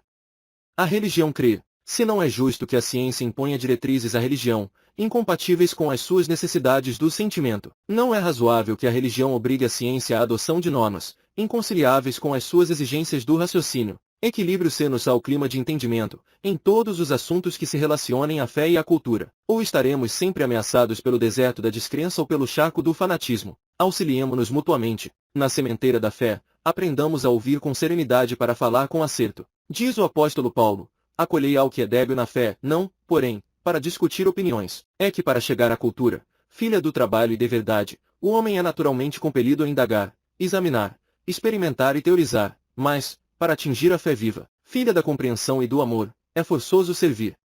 E servir é fazer luz. Paris, França, 23, agosto, 1965. 27. Abnegação dos heróis. Hilário Silva. A conservação entre os amigos desencarnados que nos integram a equipe de viagem prosseguia, animada, ontem à noite, quando Luiz Garcia, um amigo espiritual procedente da Espanha, falou, excitado: o que estraga o movimento espírita, no mundo inteiro, são os traidores da doutrina, os mercadores da mediunidade, os leitores de fenômenos, os caixeiros das trevas, fantasiados de espíritos de luz. Mas Pierre Bazin, um confrade francês, aproveitou as reticências e opinou: caro Garcia, você está certo, certíssimo.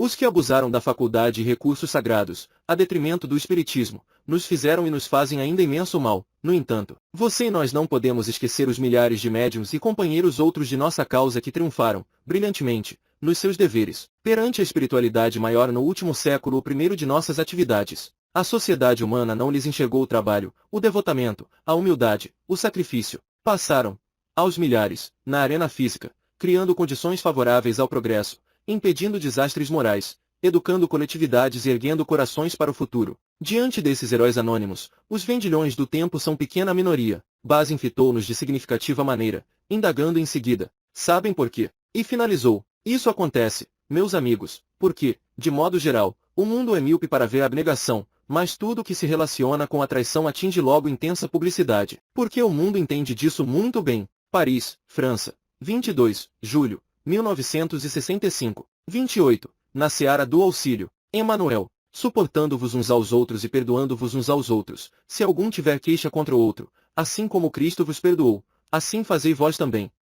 Paulo. Colossenses. 3 horas e 13 minutos. Desnecessário salientar o brilho do cérebro na cúpula da humanidade. As nações vanguardeiras do progresso material efetuam prodígios nos setores de pesquisa e definição do plano terrestre. A universidade é um celeiro de luz para a inteligência. O laboratório é uma nascente de respostas seguras para milenárias indagações.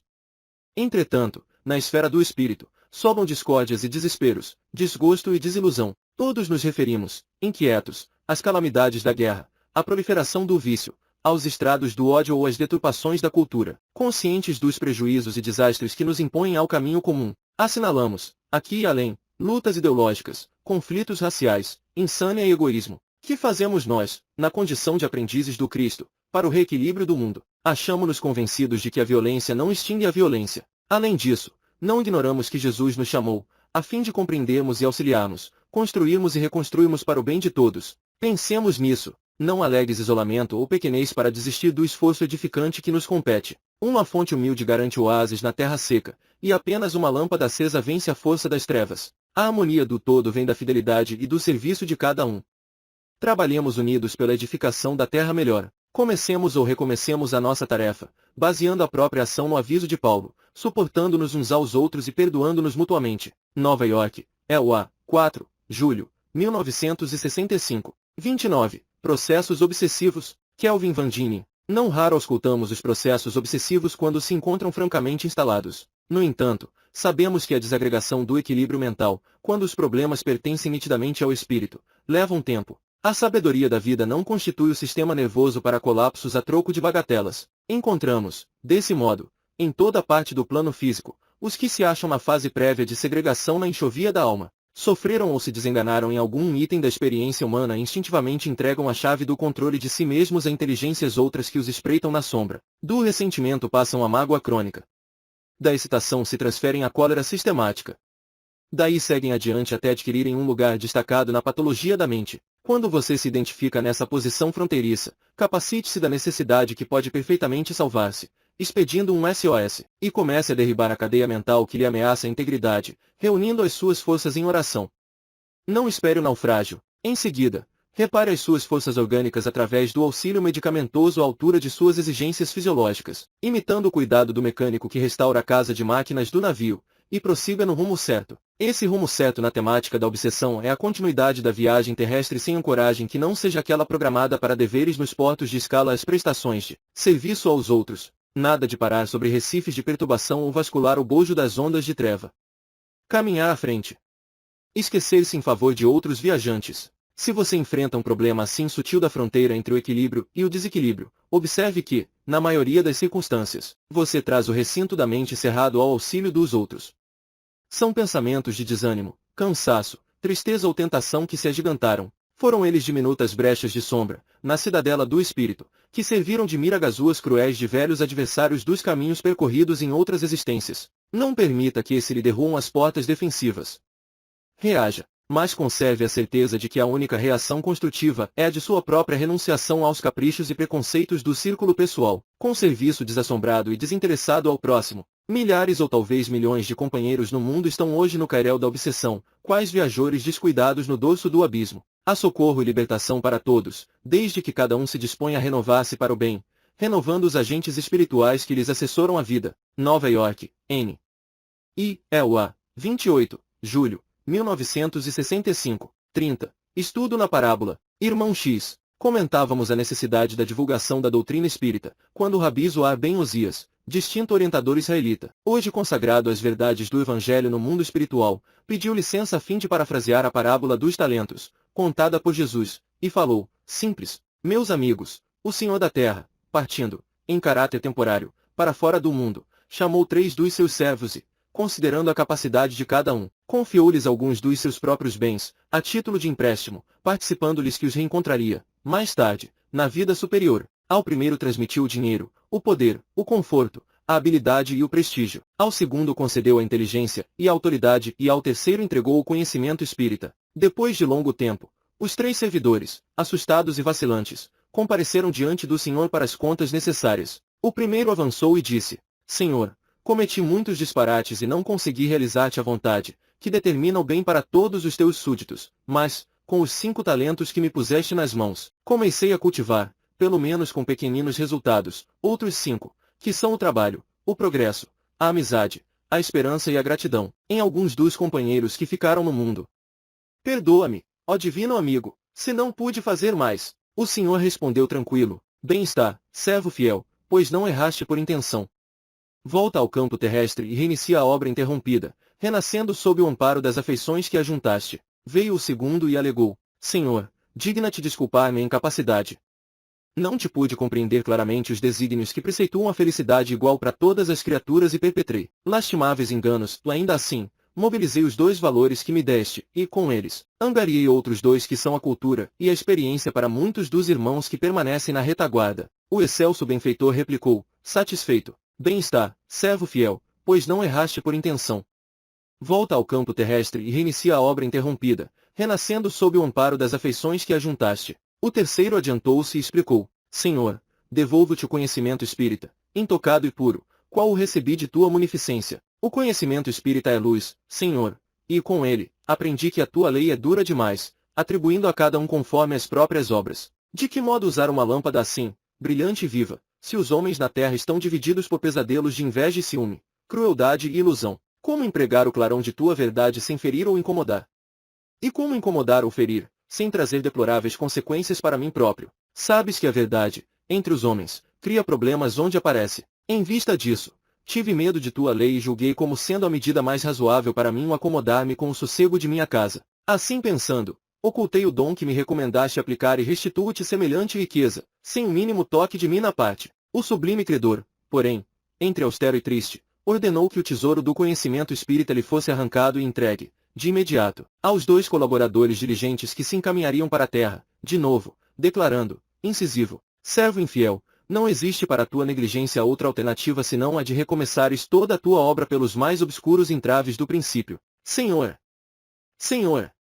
Zero, chorou o servo displicente.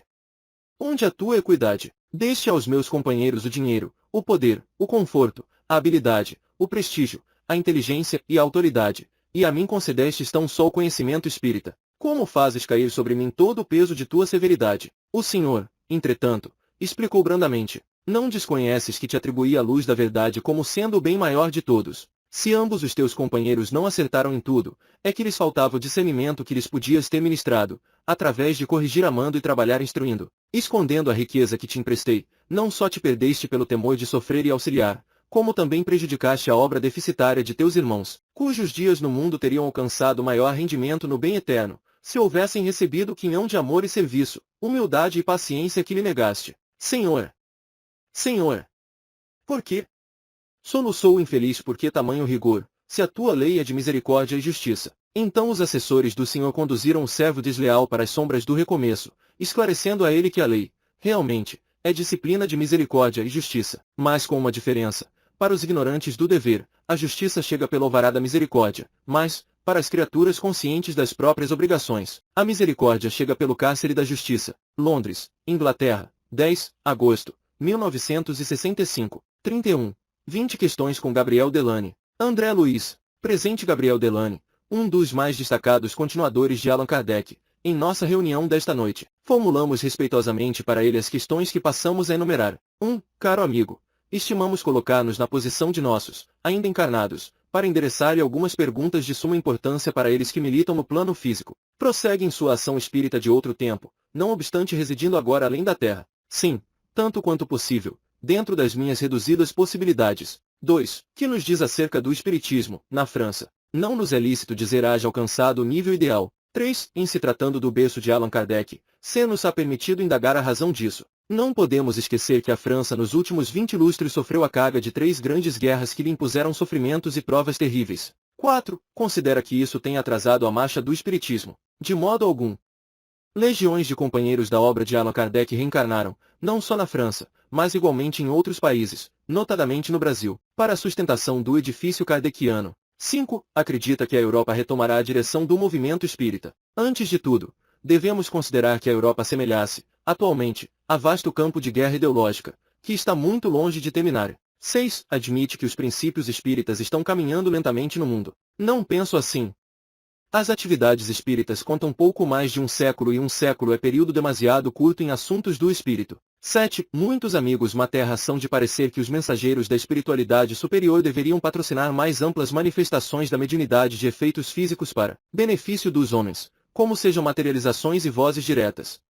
Que pensa a respeito? Creio que a mediunidade de efeitos físicos serve à convicção, mas não adianta ao serviço indispensável da renovação espiritual. Os espíritos superiores agem acertadamente em lhe podando os surtos e as motivações, para que os homens, nossos irmãos, despertem a luz da doutrina espírita, entregando a consciência ao esforço do aprimoramento moral. 8. Conquanto tenha essa opinião, julga que o espiritismo precisa tender ao incremento e melhoria da mediunidade. Não teríamos o Evangelho sem Jesus Cristo, e não teríamos Jesus Cristo sem o socorro aos sofredores pelos processos mediúnicos que lhe caracterizaram a presença na Terra. 9. A ciência terrestre de hoje se mostra ávida de contato com outros mundos e, por isso, não seria interessante que os espíritos fizessem por vários médios descrições da vida em outros planetas. Isso é útil, desde que o problema seja apreciado nas dimensões justas. Espíritos comunicantes podem descrever para os homens cidades prodigiosas e avançados sistemas sociais em planos de matéria que não aquela no estado em que é conhecida, medida e pesada na instância terrena. O homem físico, ainda mesmo de posse da mais avançada instrumentação, apenas vê ínfima parte do universo. 10. A que atribuímos semelhante restrição. A estrutura do olho humano, formado para suportar apenas determinada cota de observação da vida em si. 11. Para que região devemos, nós, a seu ver, conduzir a pesquisa científica na Terra, de vez que a conquista da paisagem material de outros planetas não adiantará muito ao progresso moral das criaturas. Devemos estimular os estudos em torno da matéria e da reencarnação, analisar o reino maravilhoso da mente e situar no exercício da mediunidade as obras da fraternidade, da orientação, do consolo e do alívio às múltiplas enfermidades das criaturas terrestres. 12. Que mais? Velar pelas atividades que possam, na realidade, melhorar a individualidade por dentro. 13. Onde os percalços maiores para a expansão da doutrina espírita? Em nossa opinião, os maiores embaraços para o espiritismo procedem da atuação daqueles que reencarnam, prometendo servi-lo, seja através da mediunidade direta ou da mediunidade indireta, no campo da inspiração e da inteligência, e se transviam nas seduções da esfera física, convertendo-se em médios autênticos das regiões inferiores, de vez que não negam as verdades do espiritismo, mas estão prontos a ridicularizá-las, através de escritos sarcásticos ou da arte histrônica, junto dos quais encontramos as demonstrações fenomênicas improdutivas, as histórias fantásticas, o anedotário deprimente e os filmes de terror. 14. Como vê semelhantes deformações? Os milhões de espíritos inferiores que cercam a humanidade possuem seus médiuns. Impossível negar isso. 15. De que modo vencer no labirinto gigantesco em que opera a influência das sombras? Educando. 16. Como? Explicando-se, tanto nos sistemas religiosos do Ocidente, quanto nos do Oriente, que a pessoa humana em qualquer lugar e em qualquer tempo somente possui o que ela fez de si própria. 17. Exprimindo-se, desse modo, refere-se à necessidade da divulgação da doutrina espírita. Sim. 18. Mas, segundo o seu conceito, a divulgação terá de efetuar-se de pessoa a pessoa. Teremos entendido certo? Sim, de pessoa a pessoa, de consciência a consciência. A verdade a ninguém atinge através da compulsão. A verdade para a alma é semelhante à alfabetização para o cérebro. Um sábio por mais sábio não consegue aprender a ler por nós. 19. Não considerará, porém, que esse processo é moroso demais para a humanidade. Uma obra-prima de arte exige, por vezes, existências para o artista que persegue a condição do gênio. Como acreditar que o esclarecimento ou aprimoramento do espírito imortal se faça tão só por afirmações labiais de alguns dias? 20. Que advertência nos dá para a vitória de nosso esforço modesto na seara espírita? Compreender que esperança é sinônimo de paciência, estudando e servindo sempre, na certeza de que, se a eternidade é a nossa divina herança, cada dia é um tesouro de recursos infinitos que não podemos desprezar. Paris, França. 20. Agosto. 1965. 32. Diante de outras nações. Emmanuel. Conversarás a dignidade do lar e honrarás, amando infatigavelmente, os pais que te proporcionaram berço e vida. Nunca sonegarás teu auxílio aos que te peçam amparo e compreensão no aconchego doméstico. Exaltarás, servindo, a terra que lhe te acolhe por mãe generosa, retribuindo, em cuidado e respeito, o pão que ela te dá. Saberás agradecer o espaço em que movimentas, assegurando-lhes a limpeza e ofertando-lhe, sempre que possível, o perfume de alguma flor que dependa de teu carinho. Situarás, enfim, o coração na pátria que te reúne aos irmãos do mesmo ideal e da mesma língua, mas não olvidarás que o mesmo céu estrelado, de vigia sobre as nossas aspirações, agasalha as esperanças de outros povos que recebem como nós a bênção de Deus. Quando procures o trabalho, cada manhã, recorda que outros homens fazem o mesmo, quando o sol lhes anuncia um dia novo. E, quando envolvas teus filhos nas preces da noite, pensa nas mães que, em países distantes, velam igualmente, suplicando ao Todo Misericordioso lhes proteja e conduza os entes queridos. Não julgues que a riqueza amoedada de alguns e a carência econômica de outros sejam motivo a diferenças. As dores que nos aprimoram a alma e as alegrias que nos impulsionam para a frente vibram em milhares e milhares de corações no outro hemisfério. Quando algo ouças, em torno de grupos dessa ou daquela conquista, ora por eles, são irmãos que desconhecem as reações dolorosas que lhes reajustarão o espírito mais tarde. E quando escutes algum noticiário, acerca de grupos outros que estejam em provação, ora igualmente por eles, para que não lhes escasseiem o dom do trabalho e a força da paciência. A todos considera como sendo nossos companheiros, criaturas do mesmo Criador e filhos do mesmo Pai. De futuro, nos reinos do Espírito, vê-los na condição da humanidade nossa verdadeira família. Aprende, pois, desde hoje, a banir do teu dicionário a palavra estrangeiro, e, em se referindo a alguém que haja nascido em clima diverso, deixa que a fraternidade te suba da alma aos lábios e dize sinceramente nosso irmão. Paris, França. 21. Agosto. 1965. Segunda parte. Seleção de mensagens recebidas em língua inglesa. 7. Tradução de Hermínio Correia de Miranda. 7. Os capítulos de números ímpares foram psicografados por Valdo Vieira, e os números pares por Francisco Cândido Xavier. 33. Você e a reencarnação. Ernest O'Brien. A reencarnação é o retorno da alma à Terra, repetidas vezes, no corpo humano. Somente essa doutrina explica aparentes injustiças da vida. É a verdade eterna. Na sucessão dos nascimentos, o homem adquire experiência e conhecimento acerca de si mesmo e do seu destino. Pela reencarnação aprende-se que o homem colhe aquilo que semeia. Toda a vida é eterna. A lei da justiça é infalível. Não há um pensamento, uma palavra ou uma ação que não tenha o seu eco. Para possuir, você tem de saber disso. O homem cria as causas e a lei kármica ajusta os efeitos. Você tem liberdade de escolher entre o bem e o mal. Portanto, o melhor esforço está no aperfeiçoamento próprio. É isso que importa, afinal de contas. A instrução é o tesouro da alma, mas, que aproveita ao homem possuir um tesouro e não usá-lo em boas ações? O desenvolvimento da nossa acuidade espiritual faz brilhar a luz dentro de nós. Não basta ao homem espiritualizar-se. Ele deve aplicar e demonstrar a sua espiritualização. Viver é dar. Deus enviou-nos, a cada um de nós, para ser um trabalhador do seu reino. O fruto da cultura é semeado em obras para a generosidade de Deus no mundo. De outro lado, o conhecimento é como a semente, a que cai no coração aberto, produz o fruto da perfeição. Se a nossa fé em Deus for suprema, Deus retribui na mesma medida. A justiça o exige, e assim, o entendemos. Destinamo-nos à felicidade aqui ou além-se, acima de tudo, proporcionarmos felicidade ao nosso semelhante. Essa é a lei de causa e efeito renascimento. De que serve o conhecimento inativo? Dê amor à humanidade e você receberá amor. Em todas as suas manifestações, todo ser humano é rodeado de oportunidades sem fim e de infinitas possibilidades. A lei kármica retribui a você do modo como você a recebe. Procure conhecer-se e praticar as boas ações sempre. Experimente. Nova York, N.I. A. 14, julho, 1965. 34. Derrotas. Anderson, Que estamos fazendo do Evangelho? O discípulo deve examinar sua própria consciência. Cuidemos dos nossos pensamentos. Devemos ser honestos com nós mesmos. Às vezes, dispomos-nos a trabalhar sem confiança ou a confiar sem trabalho. Que espécie de amigos de Jesus somos nós? De uma forma ou de outra, desejamos realmente cooperar com Jesus na sua obra. Façamo-lo agora mesmo. Somos pecadores. O Cristo sabe de nossas fraquezas. Com a luz do seu amor, Jesus nos elimina os temores e as aflições. Em nosso próprio interesse, devemos ouvi-lo. O discípulo do Evangelho torna-se um com o Mestre.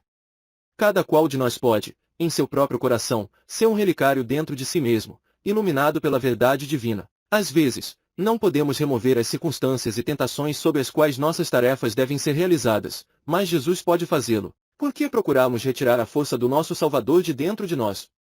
O assunto nos faz lembrar as palavras de Paulo: vossa vida está oculta com o Cristo em Deus. Muitas vezes, somos derrotados. Mas o Cristo nos dá forças para sermos irmã nova espécie de pessoa. Devemos ser pacientes em todas as tribulações. A fé resulta da confiança diuturna. Estamos na companhia do Cristo, caminhando das trevas para a luz. Não te deixes vencer do mal, mas vence o mal com o bem. Paulo, Romanos, 12h21, Nova York, N. I.U. A. 6 de julho, 1965, 35. Pergunte a si mesmo, Ernest O'Brien, em que base devemos colocar o problema da morte? Naturalmente, a morte não existe. A própria vida exige a morte como um renascimento. Entre ambas, nossa consciência permanece. Experiências vêm, experiências vão. Nesse ínterim, a consciência prossegue. Consciência é a justiça divina dentro de nós. Não se esqueça de que você vive sempre. O espírito deve ser visto pelo que é, portanto, ele somente pode prosseguir, no além, no nível ao qual se ajustou. Atravessamos os portões da morte, para viver de novo. Como se sabe, encontramos aquilo que buscamos. Você experimentará, mais tarde, a felicidade no além, de acordo com os seus atos agora. Pense nisso. Faça de conta que você se encontra no seu próprio plano póstumo e examine bem suas obrigações antes de contraí-las. Todas as manhãs, pergunte a si mesmo: que pretendo? Primeiro de tudo, ouça a sua consciência, não faça rodeios. Todos nos devemos curvar diante da verdade. Quando estiver errado, é melhor admitir os seus enganos, sem reservas, e repará-los daí em diante. Você é chamado ao sofrimento, não se engane a si mesmo, fugindo dele. A educação, para a felicidade no além, gira em torno das nossas aflições diárias. Você não pode produzir boas obras, sem esforço. As dificuldades revelam-lhe o caráter. Se você prometer ajudar alguém, faça-o agora. Se deseja progredir, não o deixe para amanhã. Faça-o hoje. Sua origem é o céu e para lá você voltará, levando, na consciência, o fruto das suas obras. Antes de regressar ao além, você deve purificar seu mundo interior. Acima de tudo, conserve uma boa consciência. O campo do pensamento é livre. Na verdade, você vive pelos atos e não pelos sonhos. Onde está Deus, está a alegria, mas, onde está Deus, aí está também a responsabilidade. Empregue as faculdades que lhe foram emprestadas, em benefício de todos, pois, quando a morte chega, você terá tudo quanto deu aos outros. Aqui e acolá, que o amor de Deus possa ser visto por seu intermédio. Nova York, N. I.U. A. 10 de julho, 1965, 36. Afinal de contas, Anderson, os conflitos da nossa época demonstram as falhas dos nossos corações. A evolução tornou-se de fato uma tragédia nos dias de hoje. É como se toda a humanidade estivesse passando por um túnel de trevas. Por todos os lados nos envolvem angústia e confusão. Qual é o problema? Pergunta um vizinho: que me importa? Responde outro: que devemos fazer?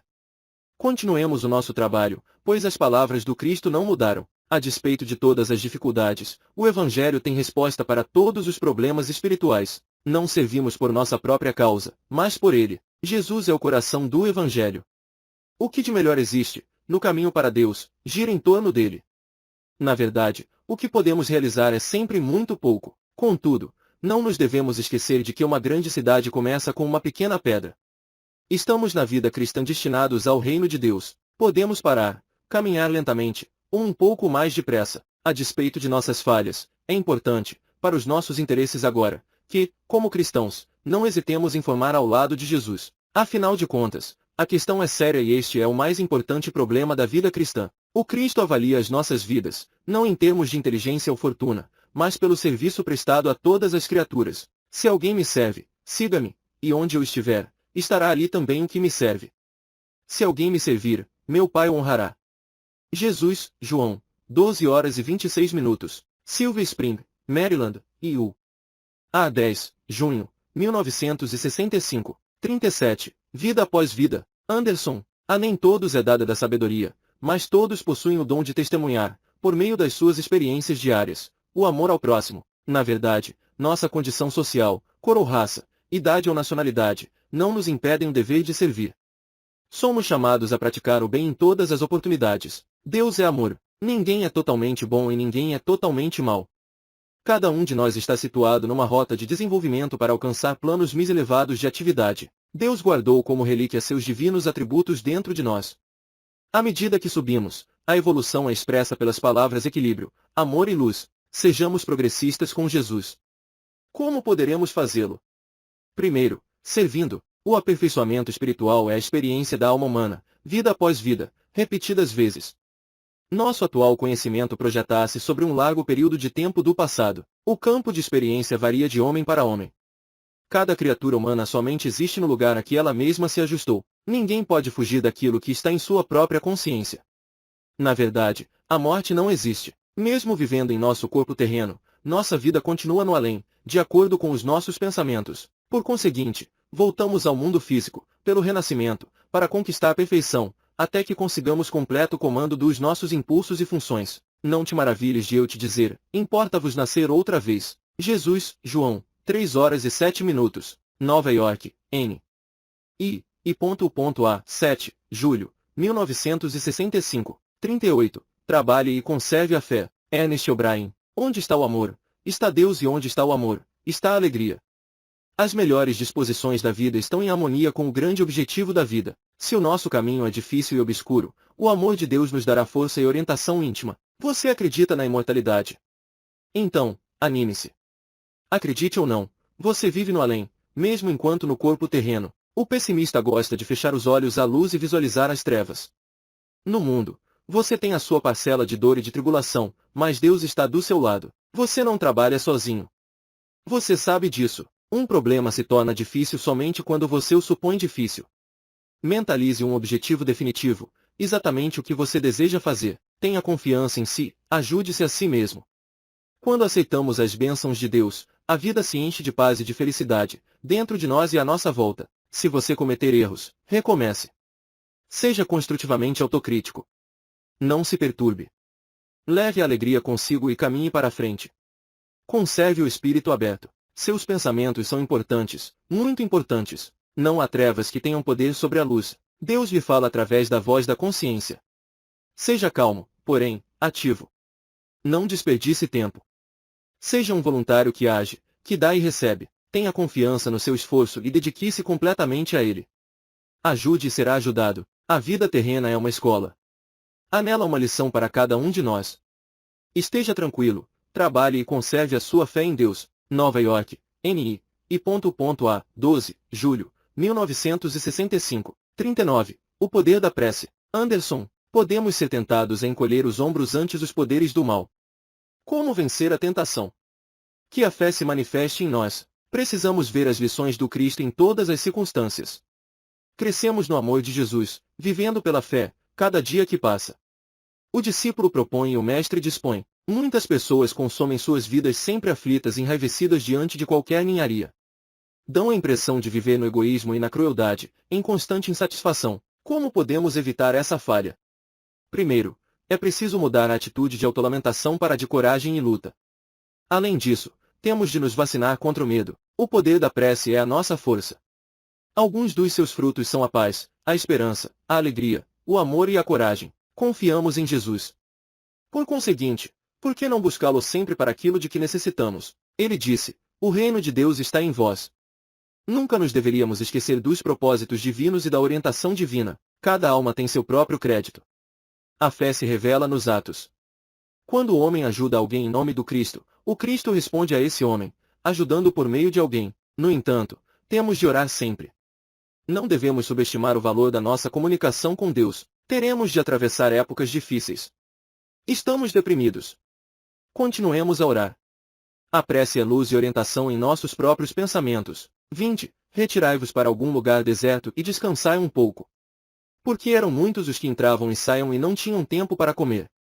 Jesus, Marcos, 6 horas e 31 minutos. Silver Spring, Maryland, EUA, 9, junho, 1965. 40. Obsessão. Ernest O'Brien. Certamente que você deve olhar para a frente, onde novas descobertas descerram horizonte limitados, e não para trás. Tudo afirma o poder da máquina. Dispõe os homens, agora, de invenções, a fim de acompanhar a resolução científica, mas em todo o mundo, à nossa volta, há uma grande escuridão espiritual. Em toda parte, podemos observar a frustração, a dúvida, a aflição e o medo do futuro. Muitos parecem hoje novos ricos e novos pobres na verdade espiritual. A ciência está iluminando aspectos exteriores da vida, enquanto crises de ansiedade a estão danificando por dentro. O mundo nos parece imenso aprendizado sob a investida de perigosos inimigos da alma. Que pode ser feito sobre isso? Devemos continuar sentados e aplaudir. Quando nego ajuda ao meu irmão, nego-a a mim mesmo. Teremos de penetrar mais nesse problema, porque estamos imersos nele. Aqui e ali, devemos desviar-nos do nosso caminho para ajudar o semelhante desencorajado e abandonado. Depois da morte, no mundo espiritual, compreendemos isso. E você? Você e eu podemos estar firmes com a verdade, mas nenhum de nós está livre de culpa. Falhamos mais frequentemente do que pensamos. Em outras palavras, caímos facilmente na fraqueza, no egoísmo, na intolerância, na crueldade, ou na impaciência. Sempre que isso acontece, espíritos obsessores exercem sua influência sobre você. A insanidade pode eclodir. Então você deve orar, a fim de encontrar um meio prático de libertar-se. Acima de tudo, coopere. Busque o bem. Você pode ajudar os outros, porque nunca está só. Sempre que se precisa de ajuda, Deus está por perto. O espírito inferior deve tornar-se homem verdadeiro, antes de ser anjo. Todos esses chamados demônios são seres humanos. Que possamos abençoá-los e dar-lhes mais amor. Nova York, N.I. A. 15, julho, 1965. 41. Para encontrar Deus. Anderson, a vida cristã gira em torno do amor fraterno. Podemos expressar o que de melhor existe dentro de nós. O Evangelho nos ensina que a cada momento pode haver um recomeço, a fim de ganharmos a presença de Cristo. Paciência é o poder que nos traz o reino da felicidade. Jesus sabe das nossas deficiências e nos assiste com a sua tolerância. Ajudemo-nos uns aos outros. Viver é a lei. Devemos ser fiéis em nossas pequenas promessas. Muita gente se acha completamente absorvida em glórias celestes, ao passo que cuida pouco das pequenas coisas. Despertemos. Devoção exige realização. Aquele que sabe, torna-se responsável. O mundo precisa de ajuda. Sirvamos todas as oportunidades. Tanto no Evangelho, como na vida prática, devemos olhar para a frente. Jesus disse: porventura não se vendem 2 passarinhos por um asse.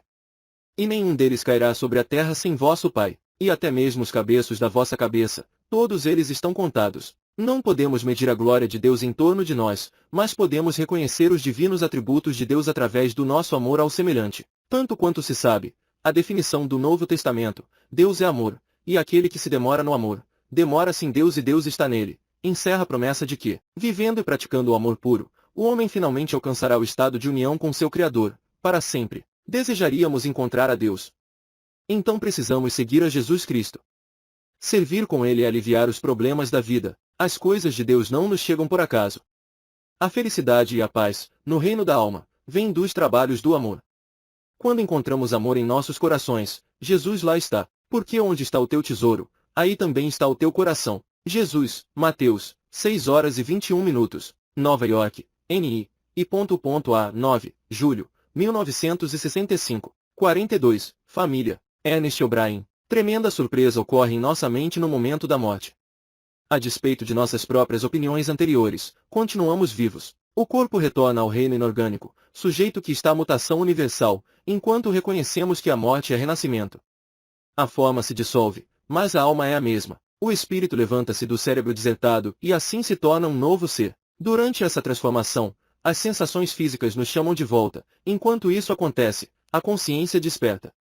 Temos de rever as nossas contas. Muitas vezes, deparamos com inúmeros débitos que têm de ser pagos. Nem sempre damos conta dos nossos enganos, mas a lei kármica sabe de tudo e esses débitos são transportados para a existência seguinte. Por causa deles, voltaremos em novo nascimento. Geralmente, nascemos outra vez entre aqueles que são nossos inimigos de passadas vidas, a fim de enfrentá-los e superar antigas ofensas. Às vezes, Eles ressurgem num lar sob diferentes formas e são chamados pai e mãe, filho ou filha, marido ou mulher, amigos ou vizinhos. A possibilidade de reequilíbrio é restaurada.